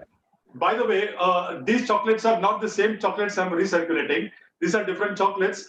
I cannot show you the big basket I've got in front of me. I've got a big cover full of chocolates because I've just come from a seminar. So a lot of chocolates. So those are getting the virtual chocolates. Do not think that I'm showing the same 2 chocolates all the time. I've got plenty of chocolates to be given to you. Now, with this, all of you, we are coming to something really interesting. The possibilities to use machine learning, the possibilities to use artificial intelligence, it is endless. It's an endless possibility. Only 2 things you have to know in mind. One is to analyze data and to do some kind of prediction. Some analysis, some prediction. One more time. Some analysis, some prediction. For the last time, some analysis, some prediction. If you can make the computer to do some analysis, if you can make the computer to do some prediction, I'm saying it's a gold mine. It's a gold mine. For all those faculties who are online today, for all those 99 faculties who are online today, using Python programming language, you can do a lot of things in artificial intelligence, right? If you step outside your academic zone, right? And if you start analyzing what are the problems our society is facing, what are the problems that the industry is facing, and how to solve those problems using artificial intelligence, using machine learning. Maybe you're using Python, I don't know, maybe you're using Python or whatever, right? How to solve that? It's an endless possibility. You can share with me, that is my email ID. I'm going to give you my mobile number also so that you can get in touch with me if you've got any ideas to share. If you have any new ideas about the applications of artificial intelligence and machine learning, on your screen is my mail ID. That's my Gmail ID. You can get in touch with me. It is Harish Chandra, my name BB for Bombay, harishchandrab@gmail.com. So send in your exciting ideas of how to use MI and AL. All of your faculties, all of your teachers, right? I'm a faculty, I'm a teacher. We have been teaching for several years now. So we've got a lot of ideas in our mind. Please share your ideas with me. If possible, we can make that software. We can make that hardware. I can help you make that software. I can help you make that hardware. So please send in your thoughts to me. That's my mail ID, harishchandrab@gmail.com. Now I'm going to get into machine learning a bit in detail. So please take down in the book the next fresh heading, machine learning. I'm going to go deeper into machine learning. Remember, we are all faculties, so I'm going to go a bit deeper into what is machine learning. At the same time, I'll keep my promise of making it as simple as possible because I want everybody to understand. I want everybody to understand. That's the reason I'm going to make it as simple as possible, right? That's the promise I gave you in the beginning of our talk. So please take down in your book machine learning, and I'm going to start machine learning at a bit in-depth level to you right now. Okay, here it is, everyone. Please have a look at this photograph. Have a look at this photograph. There is a dustbin. There is a dustbin, and your aim, your goal is to toss. It's to put paper balls into the dustbin. It's to put paper balls into the dustbin. So this is my dustbin, and this is my paper ball. I'm trying to put the paper ball into the dustbin. Fine. Now what is machine learning? I'm trying to make it very easy for you to understand. What happens is, all right, the first time you throw the paper ball, maybe the paper ball goes outside the ball, outside the dustbin to some other corner.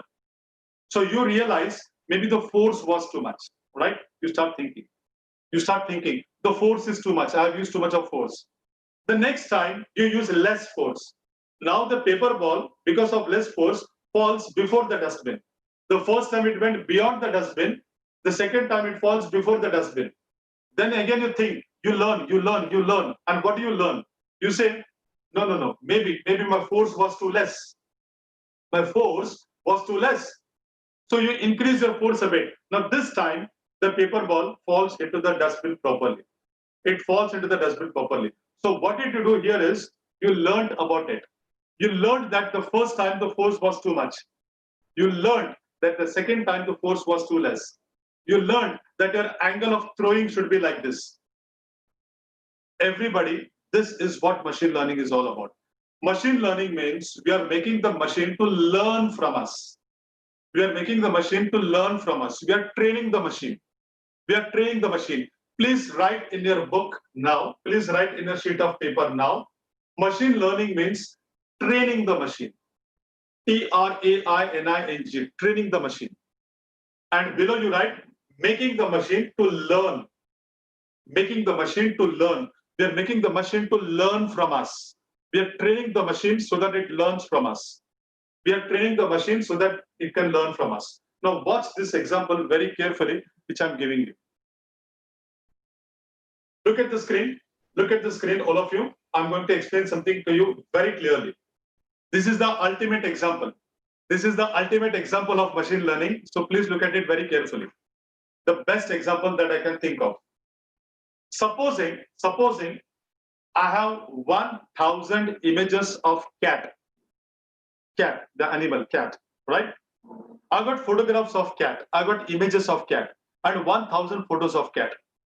I've got an Indian cat photograph. I've got an American cat photograph. I don't want to use Chinese cat now because of the times that we are in currently. So let's say I've got a Malaysian cat photograph. I've got a Japanese cat photograph. I've got an European cat photograph. I've got photograph of the ears of the cat, the whiskers, the face, the body structure, the tail. 1,000 photographs of cat I've got with me. Now I show those photographs to a computer. I show those photographs to a computer and tell the computer, Mr.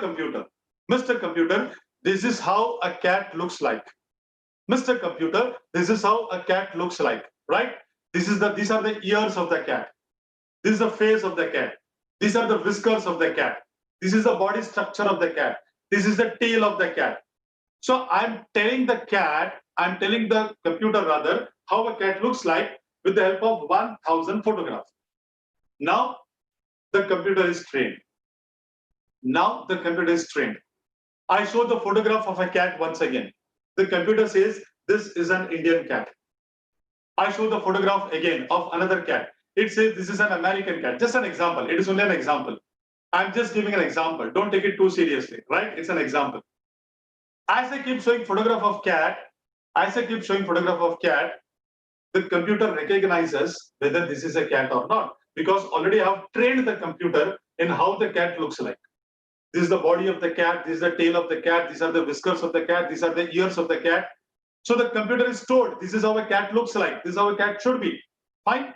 Now watch carefully. Suddenly, I show the photograph of a dog. Suddenly, I show the photograph of a dog, not a cat, of a dog. The moment I show the photograph of a dog, right? D-O-G, dog. The computer says,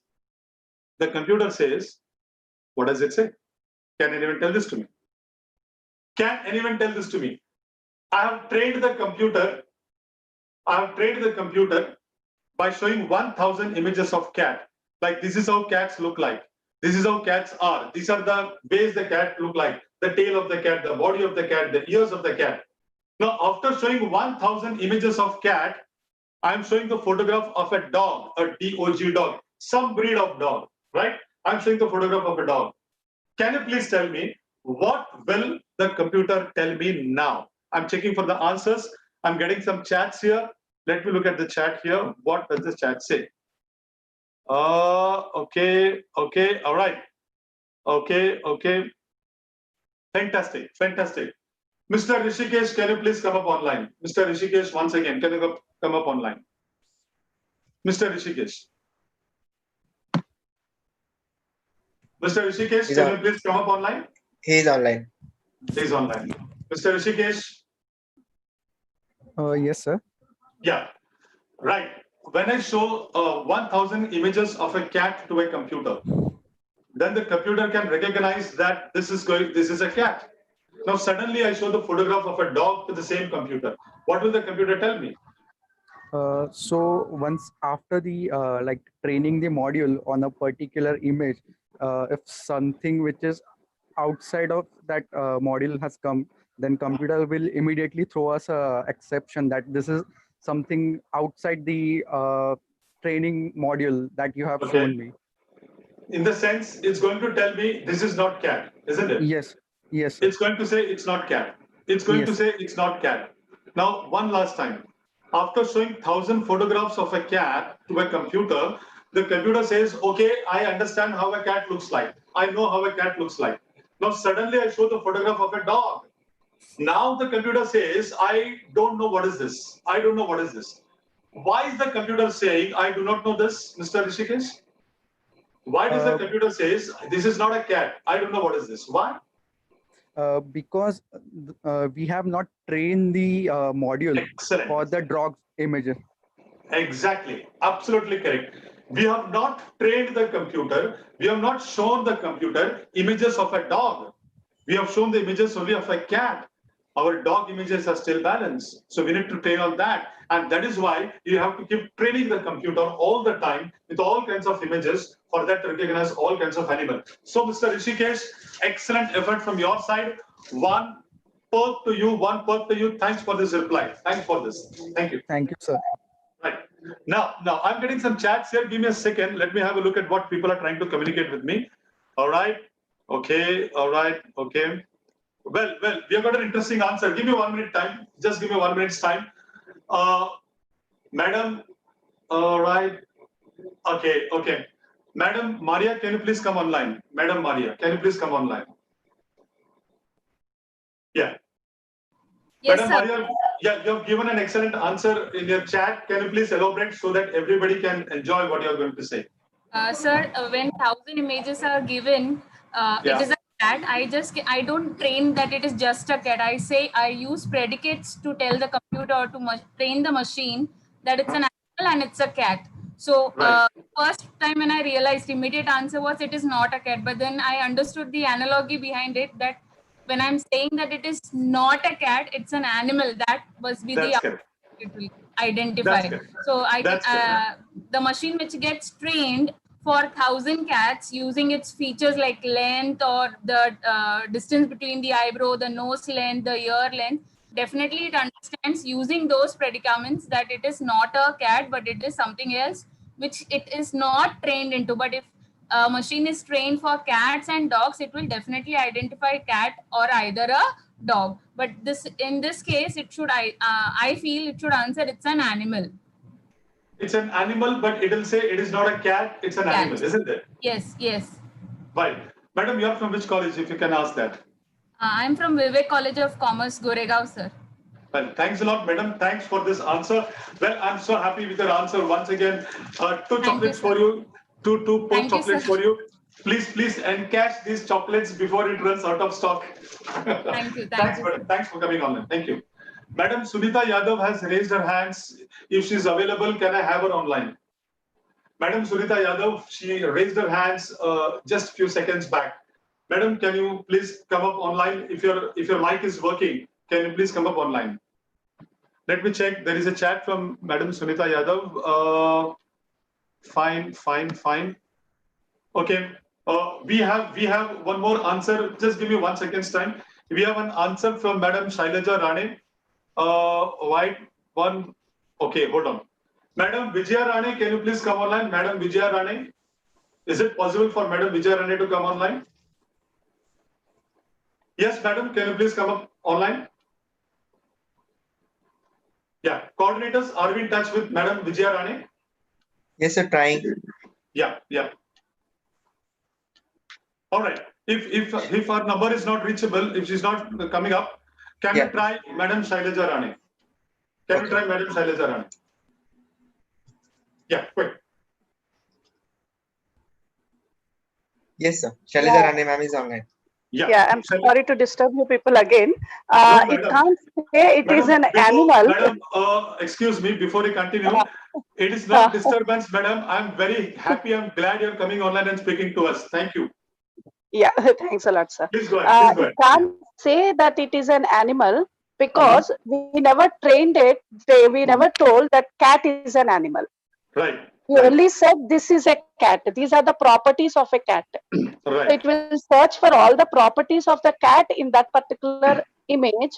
And if it doesn't match, it cannot say that it is an animal. It will only say it is not a cat. Absolutely. Because it has got the ability to recognize only those properties and characteristics which we have shown, not the ones which you have not shown, right? Correct. We never trained it to say that it is animal or not. Right. We only said that it is a cat. So for it doesn't know human beings or animals. For it, everything is same. Excellent answer. This perk is for you, exclusively for you. Please accept it virtually from your side. Thanks Thank a you, lot, sir. I madam. have taken it. Okay. Thanks, madam. Thank you. Bye. Well, here is Bye. something interesting. Let's go to the next slide here. I've got a diagram I want all of you to focus on. Everybody, if you're focusing elsewhere, if you're looking at elsewhere, now please look at the screen. Please look at the screen. This is the difference between traditional programming and machine learning programming. Look at the screen. If your focus is elsewhere, it's an earnest request to please look at the screen. This diagram shows you the difference between how we do traditional programming and how we do machine learning programming. Please have a look. Look at the top. Look at the top. In traditional programming, we give data as input and we give program as input, right? We give data as input, we give program as input, and the output is whatever we have programmed it for, you get an output. For example, we say, these are the data I'm giving as input. This is the program. This is the algorithm. These are the steps. So this is the program. These are the algorithm. These are the steps you give as input. And the computer, the compiler, works as per what you told, as per your program, as per your algorithm, and gives an output. But that is how normally programming works. We are not talking about traditional programming here. We are talking about machine learning programming. And in machine learning programming, please look at how the things are. We give data as input, but we give output as input. And then the final output is a program. The final output is a program. It's a bit different thing to understand. It's a bit different thing to understand. I want all of you to please draw this diagram in your book. Or if you've got a mobile, take a photograph of this. Click a photograph of this particular slide. Now, can anybody out there, you have 99 people participating in this workshop as of now. Can you please tell me what is the difference between the top and the bottom program? The modeling, the way the things are modeled. In the traditional modeling, you give data as input, you give program as input, and you get an output. But in machine learning, you give data as input, output as input, output as input, and then you get at the output something called as program. What is this? Can you please clarify this? If you can, great. Else, I'm going to go ahead with the clarification. Yes, I've got some chats coming up here. Give me a second. Let me see who's replying to this chat. All right. Okay. I've got some chats coming up. Give me a second. Give me a second. No, the chats do not indicate the correct answers. Can somebody tell me the difference between a traditional programming and machine learning programming based upon the diagram which you're seeing on screen? Please look at the diagram you're seeing on screen. The top is the traditional way of programming, and the bottom is the machine learning way of programming. What is the difference in the way you have to work with? What is the difference? What is the difference? Yes, anyone? All right. Okay. All right. Okay. Can I have Mr. Deepak Sate online? Can I have Mr. Deepak Sate online? Mr. Deepak Sate, can you please come online? Yeah. Coordinators, are we having him online? Yes, trying, sir. Yeah. Mr. Deepak Sate, you are please invited online to talk He's to me online. now. He's Yeah. online. Mr. Deepak Sate, are you online? Yes, I'm online, sir. Yes, sir. Yeah. Sir, you put a chat here which was quite interesting. That's why you have been called online to talk to me. Can you please tell me the difference between traditional programming and machine learning programming? The way the diagram shows. So the traditional programs are built for giving a fixed outputs, like say if you want some calculations to be done, so it will give you a fixed output. Whereas in machine learning, you are giving up inputs and also expecting outputs, but in the form of feedbacks. And these feedbacks will be in turn used for as an input to again generate some interesting outputs. Okay. That is how the machine learns. Okay. So the feedback part is nothing but the programs. Okay. So output is nothing. So in the machine learning, so the output programs will be used as a input or the feedback to the same processor, and then it will be used further for analyzing and giving output in a better way. Are you talking about reinforced learning or something like that? Not exactly reinforcing, but it will actually be like a pattern kind of thing. So okay. Can I ask you a simple question? If you're online, can I ask you a simple question? Right? Yeah. Can you please tell me? When you go to a restaurant to order food, all right? I'm trying to make it as simple as possible because we've got a lot of people online who do not have an idea about all this. So let's make it quite simple. And remember the promise I made at the beginning, 2 rules. Rule number 1, we need to make it simple. Now, suppose you go to a restaurant to order food, right? When you order food and you get the food on your table, when you order food, you look at the menu card, you say, I want a veg sandwich, and the veg sandwich comes to your table, and you pay, you pay money, and the work is done. Sir, is that traditional programming or is it machine learning? It's a traditional programming or is it machine learning? It's a traditional program. Can you please tell me how? Because you are ordering a fixed in like sandwich, and you are getting the sandwich. Okay. You are okay. I guess your network is. You're already having the options with you. Okay. And from the options only you are getting the output. Okay. All right. Thanks for your answer. Yeah. Thanks a lot. Thank you. Well, everybody, please look at the screen quickly. If you look at the screen here, there is something interesting for all of you. When you go to a restaurant, you look at the menu card, and in the menu card, after looking at the menu card, you say you want a sandwich, right? Now your input is you want a sandwich. Now please understand, sandwich is the final output, right? You want to eat a sandwich, so sandwich is the output. That output you're giving as an input. Let me repeat once again. If you go to a restaurant and if you order for a sandwich, you say I want a veg sandwich. Now, sandwich is the output you want, but you're telling the waiter, I want a sandwich. So that's an input to the waiter. To the kitchen of the restaurant, that is an input. So you require a sandwich, so you ask for a sandwich. To the kitchen, that is an input, like get a sandwich. Now the kitchen has to prepare the sandwich. How to prepare the sandwich? What is the procedure to prepare a sandwich? What is the algorithm to prepare a sandwich? What is the program to prepare a sandwich? You never told this. You never told the waiter. You don't go to the kitchen, sir, madam, you don't go to the kitchen. You don't go to the kitchen and say, do a sandwich in this following method. Follow these steps for a sandwich. This is how you put the bread. This is how you put the onions. This is how you put the tomatoes. You never tell the procedure.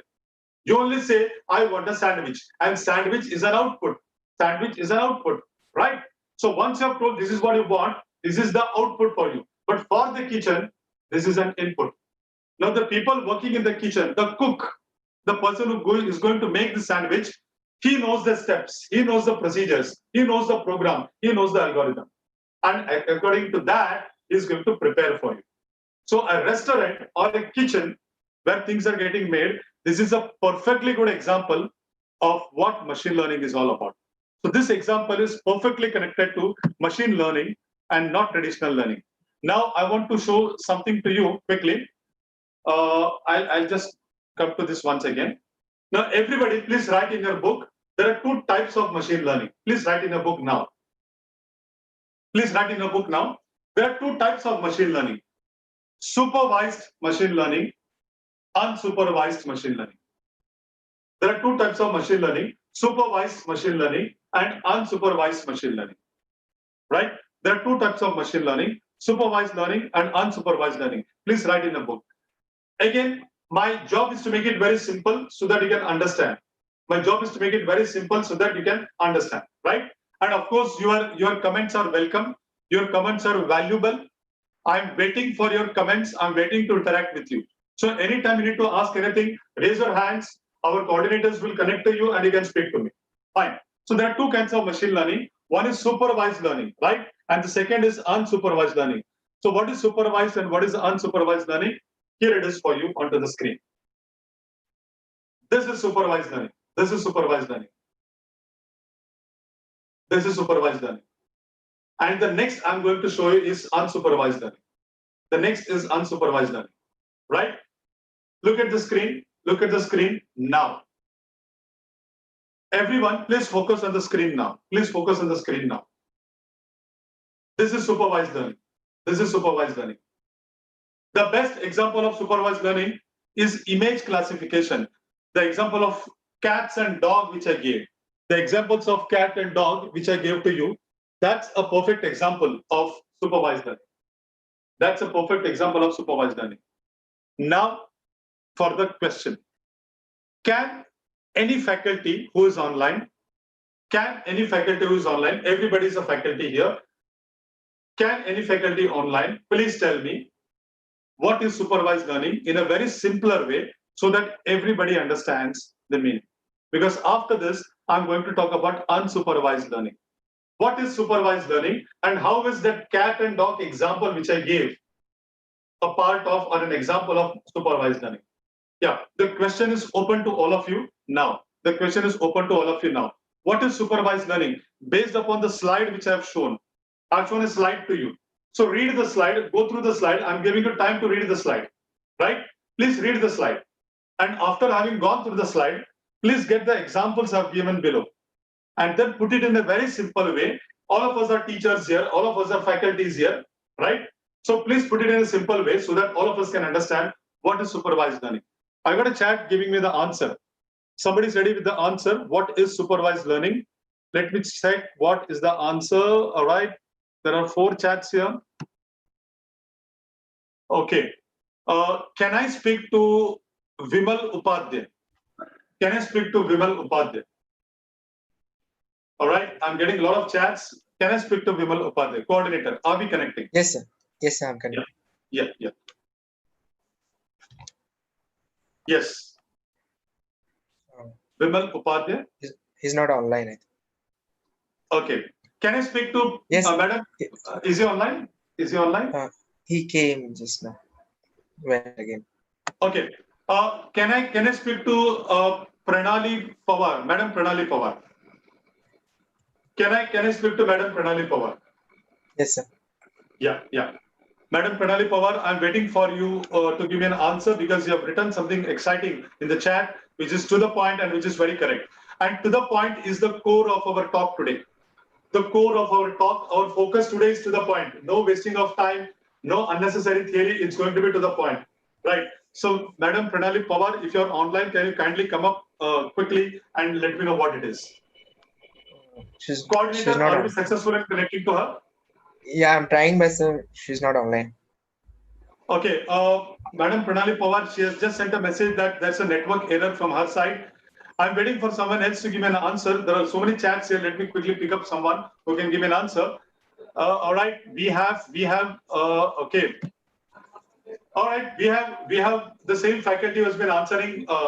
Interestingly, maybe for the 4th or 5th time, Mr. Rishikesh Chogle. Can you please come up online once again, Mr. Rishikesh? Mr. Rishikesh.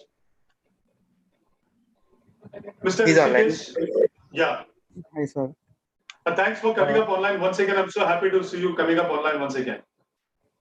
So, sir, as per the previous example that we have looked, so that is a supervised learning because in that case, we have trained our module only for the cats. So when we are showing the dog, the module is totally unknown about the characteristics of dog. So again, we have to train the module for the dog, that what are the characteristics of dogs. So in that case, we are training the module. It is not learning from by itself. In unsupervised modules or unsupervised learning, modules are getting such information from the various sources and it trained itself. Okay, if this is not a cat, then the image that we have shown to it, it contains what kind of characteristics. So, and it learns from them that whether it is a cat or some other animal. So it is like the way you teach a small child. You know, when you're teaching a small child, You have to train the child exactly in what you want the child to achieve. You have to show proper photographs, you have to show this, you have to show that, all kind of data you need to show and make the child understand, like, this is what things are going to be. The way you explained, well, that's absolutely correct, Mr. Rishikesh. Thanks for coming online. Thanks for this answer. Thank you. Thank you, sir. Right. Now we got one more chat coming up here. Let me quickly check what is, all right. Can I have Madam Namrata online? Madam Namrata, if she doesn't have a network issue, can I have Madam Namrata online, please? Yes, If she's sir. online, yeah. She's online. Yeah, Madam Namrata, are you online? Madam, I think your internet connection is a bit slow. Sir. Well, Madam, good evening. Can you please tell me, you have written an excellent answer. Can you please tell me what it is, supervised learning? Sir, in a supervised learning, the algorithm learns on a data set which is labeled. Okay. So when we provide an answer key to the algorithm, it evaluates its accuracy and it trains the data. Okay. And it's like, it predicts you on how long something takes place, or, it's just a labeled data, I think. Okay. So you're going to label the data, and after you have labeled the data, you're going to train the computer. Okay, this is a cat, this is a dog. So you have to train the computer. Only after the training is over, it's going to recognize what you have trained. If you show something which you have never trained, the computer doesn't know what you have done, right? Yes, sir. Fine, madam. Excellent. Thanks a lot for this answer of yours. And this chocolate perk is for you once again. Please accept it virtually from your side. Thank you. Thank you. Thanks, madam. Thanks. Let's go on further. And I got to show you something interesting now. If that is supervised, well, what is unsupervised? This is unsupervised. I want all faculties to please focus on the screen. Please focus on the screen. This is unsupervised learning. Read what is unsupervised learning. Please go through what is unsupervised learning and give me in a very quick manner what is the meaning of unsupervised. All of us are teachers, all of us are faculties. Of course, one slide is enough for us to give ideas. So what is unsupervised learning? In supervised, you have to supervise the computer. You have to train the computer. You have to tell the computer, this is a cat, this is a dog, this is an elephant, this is a snake. So you have to train the computer, and after the training is over, the computer comes to know that this is a cat or a dog or a snake or whatever it is. But what is unsupervised? What is unsupervised? We are coming to the last part of our talks. We are just maybe 5-10 minutes we got before we stop the session for the day. So what is unsupervised learning? I got chat here. Oh, well. I got some chat coming up here. Dr. Neelam Yadav, madam, I'm expecting you to join us online. If you can really join online, it will be very helpful. Coordinators, please try to connect to Dr. Neelam Yadav. Yes, trying, sir. Yeah.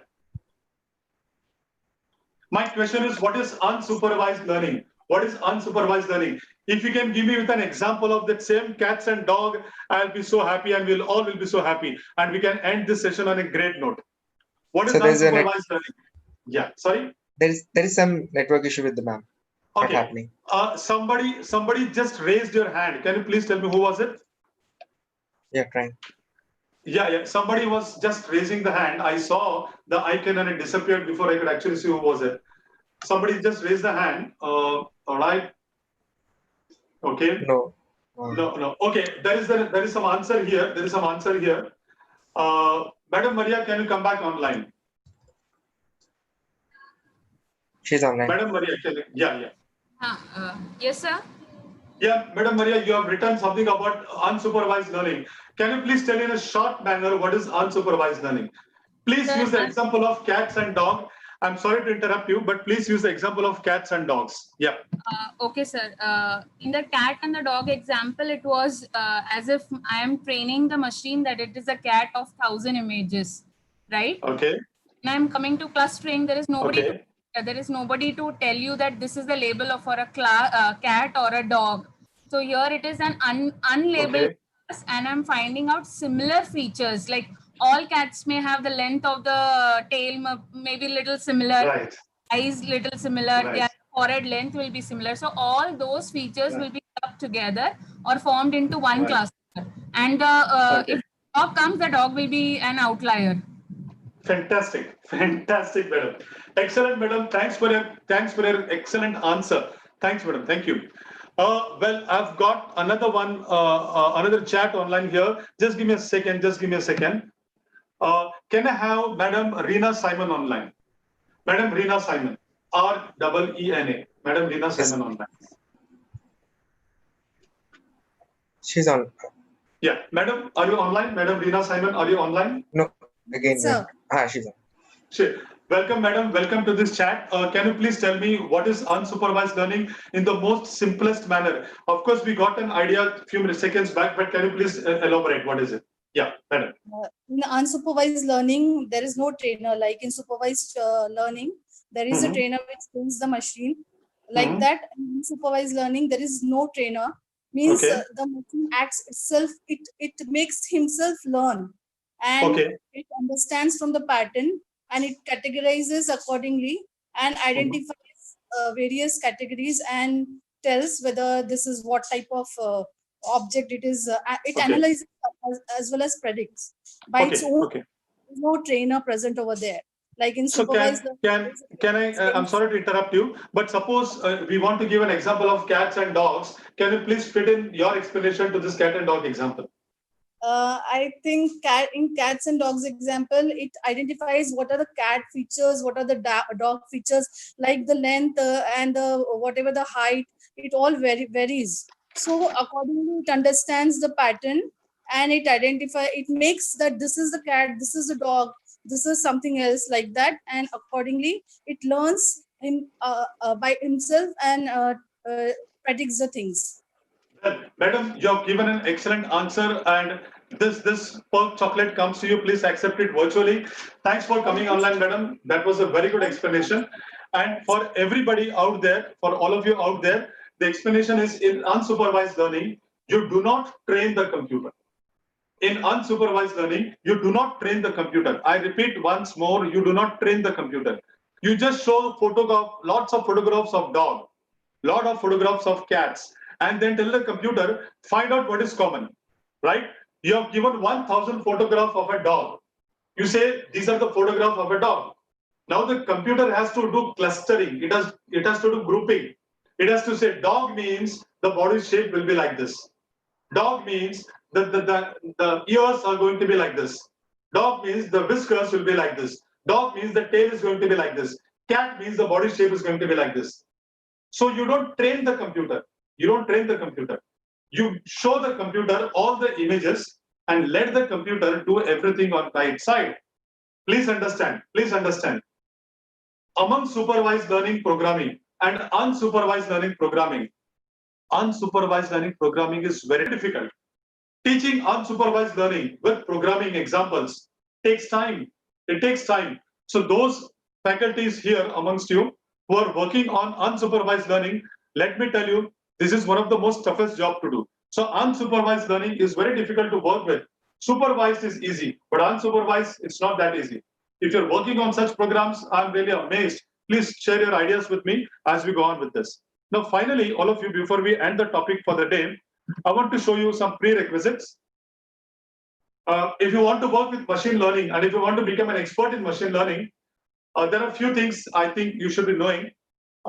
Concept of linear algebra, statistics and probability, calculus, you should be knowing about graph theory.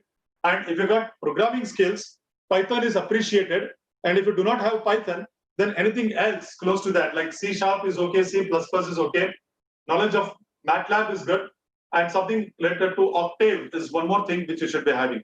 These are some of the prerequisites to machine learning, right? And these are some softwares and software libraries and tools which are available to learn machine learning. Please note down the names. Apache Singa, Apache Mahout, TensorFlow. Please put it in your book, TensorFlow. TensorFlow is from Google and it is used for deep learning. So tomorrow I'm going to continue with what is deep learning and how we use it and so on and so forth. So what is TensorFlow? You put it in your book, right? Then there is something called as Accord.net, Prediction.io. Then we got Shogun, we got Apache Spark, we got Oryx, we got Amazon Machine Learning, AML, and we got Eclipse, which is used for deep learning 4J. Now there is a question from my side to all the faculties who are available right now on screen. Before we end the talk for today, like it's 5:20 now, before we end this talk, uh, are the colleges where you are teaching currently artificial intelligence and machine learning, are you teaching any practicals related to deep learning? Because I saw the syllabus of BSc IT and Computer Science of Mumbai University. It's a very good syllabus. A lot of things are covered in this syllabus, and it is very vast and I mean it's really good. But are we teaching anything related to machine deep learning, and are we covering any softwares from this list which is given here? I want a show of hand. Right, I've got a chat coming up here. Let me quickly see what is it here. Okay, I got that. Okay, Python programming is being taught.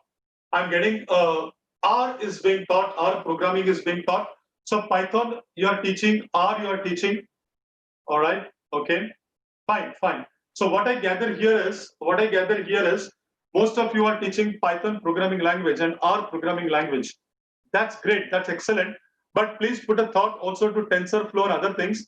And please remember, I'm working with many of the corporates and companies and governments in actually developing AI projects for them, right? But there are a lot of things I want to share with you, but we have a limitation of time. I've got another workshop after this immediately. But in the meantime, I'll reserve the next 5 minutes for any kind of queries you have. If you got to ask me, you can ask. And I'm happy that you're not waiting for 5:20 or 5:15 at the end to ask me questions. I'm happy that you're asking me questions on the spot. And this is the kind of interaction I wanted today from you. So is there any question from anyone? Please can ask me right now. I'll take another 5 minutes of your time. Yes, you can go ahead. Any questions? We are stopping here. Our session for today stops here. Tomorrow when we come back, we are going to listen to a lot of interesting ideas. I'm going to introduce you to AI in defense, how I'm using it for the Indian defense. And finally, tomorrow I'm going to wind up with how AI can be used for, artificial intelligence is used for doing things in medical and healthcare technologies. Madam Namrata raised her hand. Madam Namrata, if you got to ask me any questions, you can put it on the chat window for me to see, or you can speak to me directly. Coordinator, can you please connect me to Madam Namrata? She's online. Yeah, Madam Namrata. Yes, good evening, madam. If we want to learn machine learning, is it necessary to learn data science as well? It is a big advantage. It's a big advantage to learn. It is not compulsory, but it is a big advantage to learn. It's a big advantage. I'm personally giving a lot of talks on data science to IIT Mumbai students. I'm a guest speaker at so many other colleges and so many other companies. But then let me tell you, knowing about data science is a big asset. It's a big asset. You can learn machine learning to some extent without knowing everything about data science. But I cannot comment how much you can go further in that. If you really want to make a career or want to do something deep in machine learning, then having a knowledge of data science is a big asset. Big asset. Yeah. Okay, thank you, sir. I wish to go for AI. That's why. Thank you, sir. Right. Thanks, madam. Thanks for coming up online. Yes. Any more questions from anyone? You can raise your hands. You can ask me questions if there is something. Yes, anybody. I've got a chat coming up here. Sir, there are questions in the chat box. I'm just looking at the questions. हाँ रानी sir बस 5 minute अभी बस थोड़ा extend Well, there are some extra noise in the background. Can we kindly mute it? Okay, I can pick up just one or two questions from the chat box and give a reply because it's a big lot of questions here. Vimal Upadhyay has asked a question that can machine learning detect or predict the fraud present in government or any political system? That's an interesting question, sir. And to be very frank with you, I'm working with government of 4 countries and I'm working with software to do this. I cannot reveal everything to you. You can, of course, understand what I mean by this. I cannot reveal everything to you, but I'm working with many governments in trying to create such kind of software. So the answer to your question is yes, we can. It is a lot of effort, lot of collection of data, but yes, we can. There is another thing coming up here. Are drones the future of robotics research? This is from Sangeeta Menon, madam, and this is for you. Yes, drones are the future. And my company, which is India Tech International, we are also creating drones. I create drones and sell to several industries. Yes, drones are the future. And I've got a topic of drones coming up tomorrow. So please don't forget to remind me tomorrow to talk about drones. It's a very good subject on which I need to speak to you at least for 10 minutes. Right. I'll take one more question from the chat box. All right. There are so many questions here. Well, give me a second. Give me a second. Okay. Okay. All right. The questions are more of data science and other stuff, which we already clarified. Okay. There is a question again Sir, there is one question. From Sir, there is one question from Vimal sir. What will be the basic knowledge to move to machine learning jobs for students at present? Well, the basic knowledge, as I said in the beginning, students who wish to go to machine learning must have an accurate knowledge of Python programming. Python is must, number one. R programming is another. Their background of database must be good. They should know what is SQL, what is Oracle, and all that stuff. So database programming is number one. R is another two. Number two, Python is number three. And let me tell you, machine learning, you can become an expert only when you get into deep learning. So for deep learning, you must know the different libraries and different tools available, such as TensorFlow. So the list goes like this. Python is great. R is another one. Knowledge of databases, how data things are getting organized, and then TensorFlow for deep learning. These are the stuff which a student must really understand if they really go to an industry where they'll be using the knowledge about machine learning. All right. I've got something coming up here. Just give me a second. Okay, that is one question from Mr. Rishikesh. Is it possible to implement artificial intelligence to stop cyber attack? Mr. Rishikesh, I think you're reading my mind because tomorrow my talk is on cyber attack and how to use artificial intelligence. And I'm working as a cyber security consultant to Mumbai police and other governments. I have already developed an algorithm by which we can do all these things. So Mr. Rishikesh, thanks for reading my mind, but that's for tomorrow. So let's keep it for tomorrow. And anyway, thanks for giving me this idea to talk about this. All right. PyTorch is being used. That's good. That's great. So everyone, well, that's it. We are going to end the session here. A big thank you to all the participants for being online here. A big thank you to all of you for coming at such an hour in the evening and asking me questions. Please keep up your spirits tomorrow also. I want the interactions right from the time I start speaking so that you can make it a better and best session.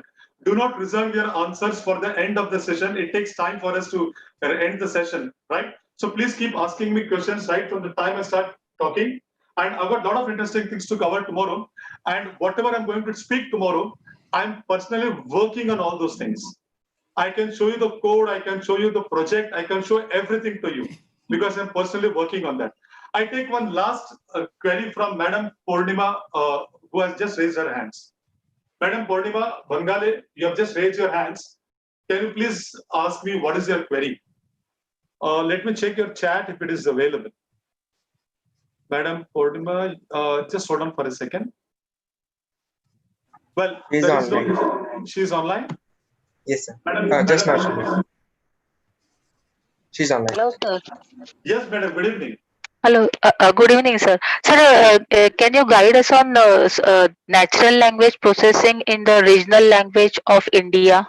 Right, madam. Actually, tomorrow Indian regional language, like. Yes. I'm developing a lot of softwares using NLP, and I'm using Hindi and Marathi as the languages, and I'm creating a lot of things. But the thing is, like, I can speak to you on one-on-one basis. Tomorrow, I'm going to give you my number and my mail ID. So whatever are your requirements, you can speak to me, because only for natural language processing, I can devote at least 2 hours to speak. I can speak 2 hours only on natural language processing because we are working on using Hindi and Marathi on different tools we are using. And just for your knowledge, madam, I'm also working with the Ministry of Defense for Indian Navy, Army and Air Force. And we are developing software in Hindi so that it can be used in all departments of the Indian government. So yes, I'm working with that. Yeah, I can give Thank you, sir. Thank you. I would like to talk to you. Sure, madam. All of you, thanks a lot, and thanks for your comments and thanks for sharing. And it is because of all your help, this session has become an excellent session. So thank you once again, and thanks KC College, and thanks the University of Mumbai for giving us this opportunity. We are coming back tomorrow at 3 o'clock in the afternoon for the final session of today for my topic. Fine. With this, all of you, very good evening to all of you, and have a great evening, and please stay safe. Thanks a lot. Thank you. Coordinator, can we stop the session now? Yes, sir. Beena ma'am. Beena ma'am. All the Yes, sir. teachers with your permission. Yes. Okay, so we'll end the session here and we'll continue tomorrow with this, sir. One Thank you, second, sir. Narendra. Yeah, yes, We yes. are very thankful to Harish Yes. sir. It was an excellent and very interactive session. And as I can see from the comments in the chat box as well as on the group, all the participants have thoroughly been motivated and they have fully participated in your interactive session. Thanks a lot, And we are madam. really Thanks. looking forward for your next session tomorrow. And I'm Thanks. sure all our participants also feel the same. Thanks a lot, madam. In fact, I'm so excited speaking to you because I'm using this on an everyday basis. I just cannot wait for the clock to turn 3 o'clock in the afternoon tomorrow so that I can get back to you once again. Thanks a lot, all of you. Okay. Thanks once again. Thank you, sir. Thank Yeah. you, sir. See you tomorrow. See you.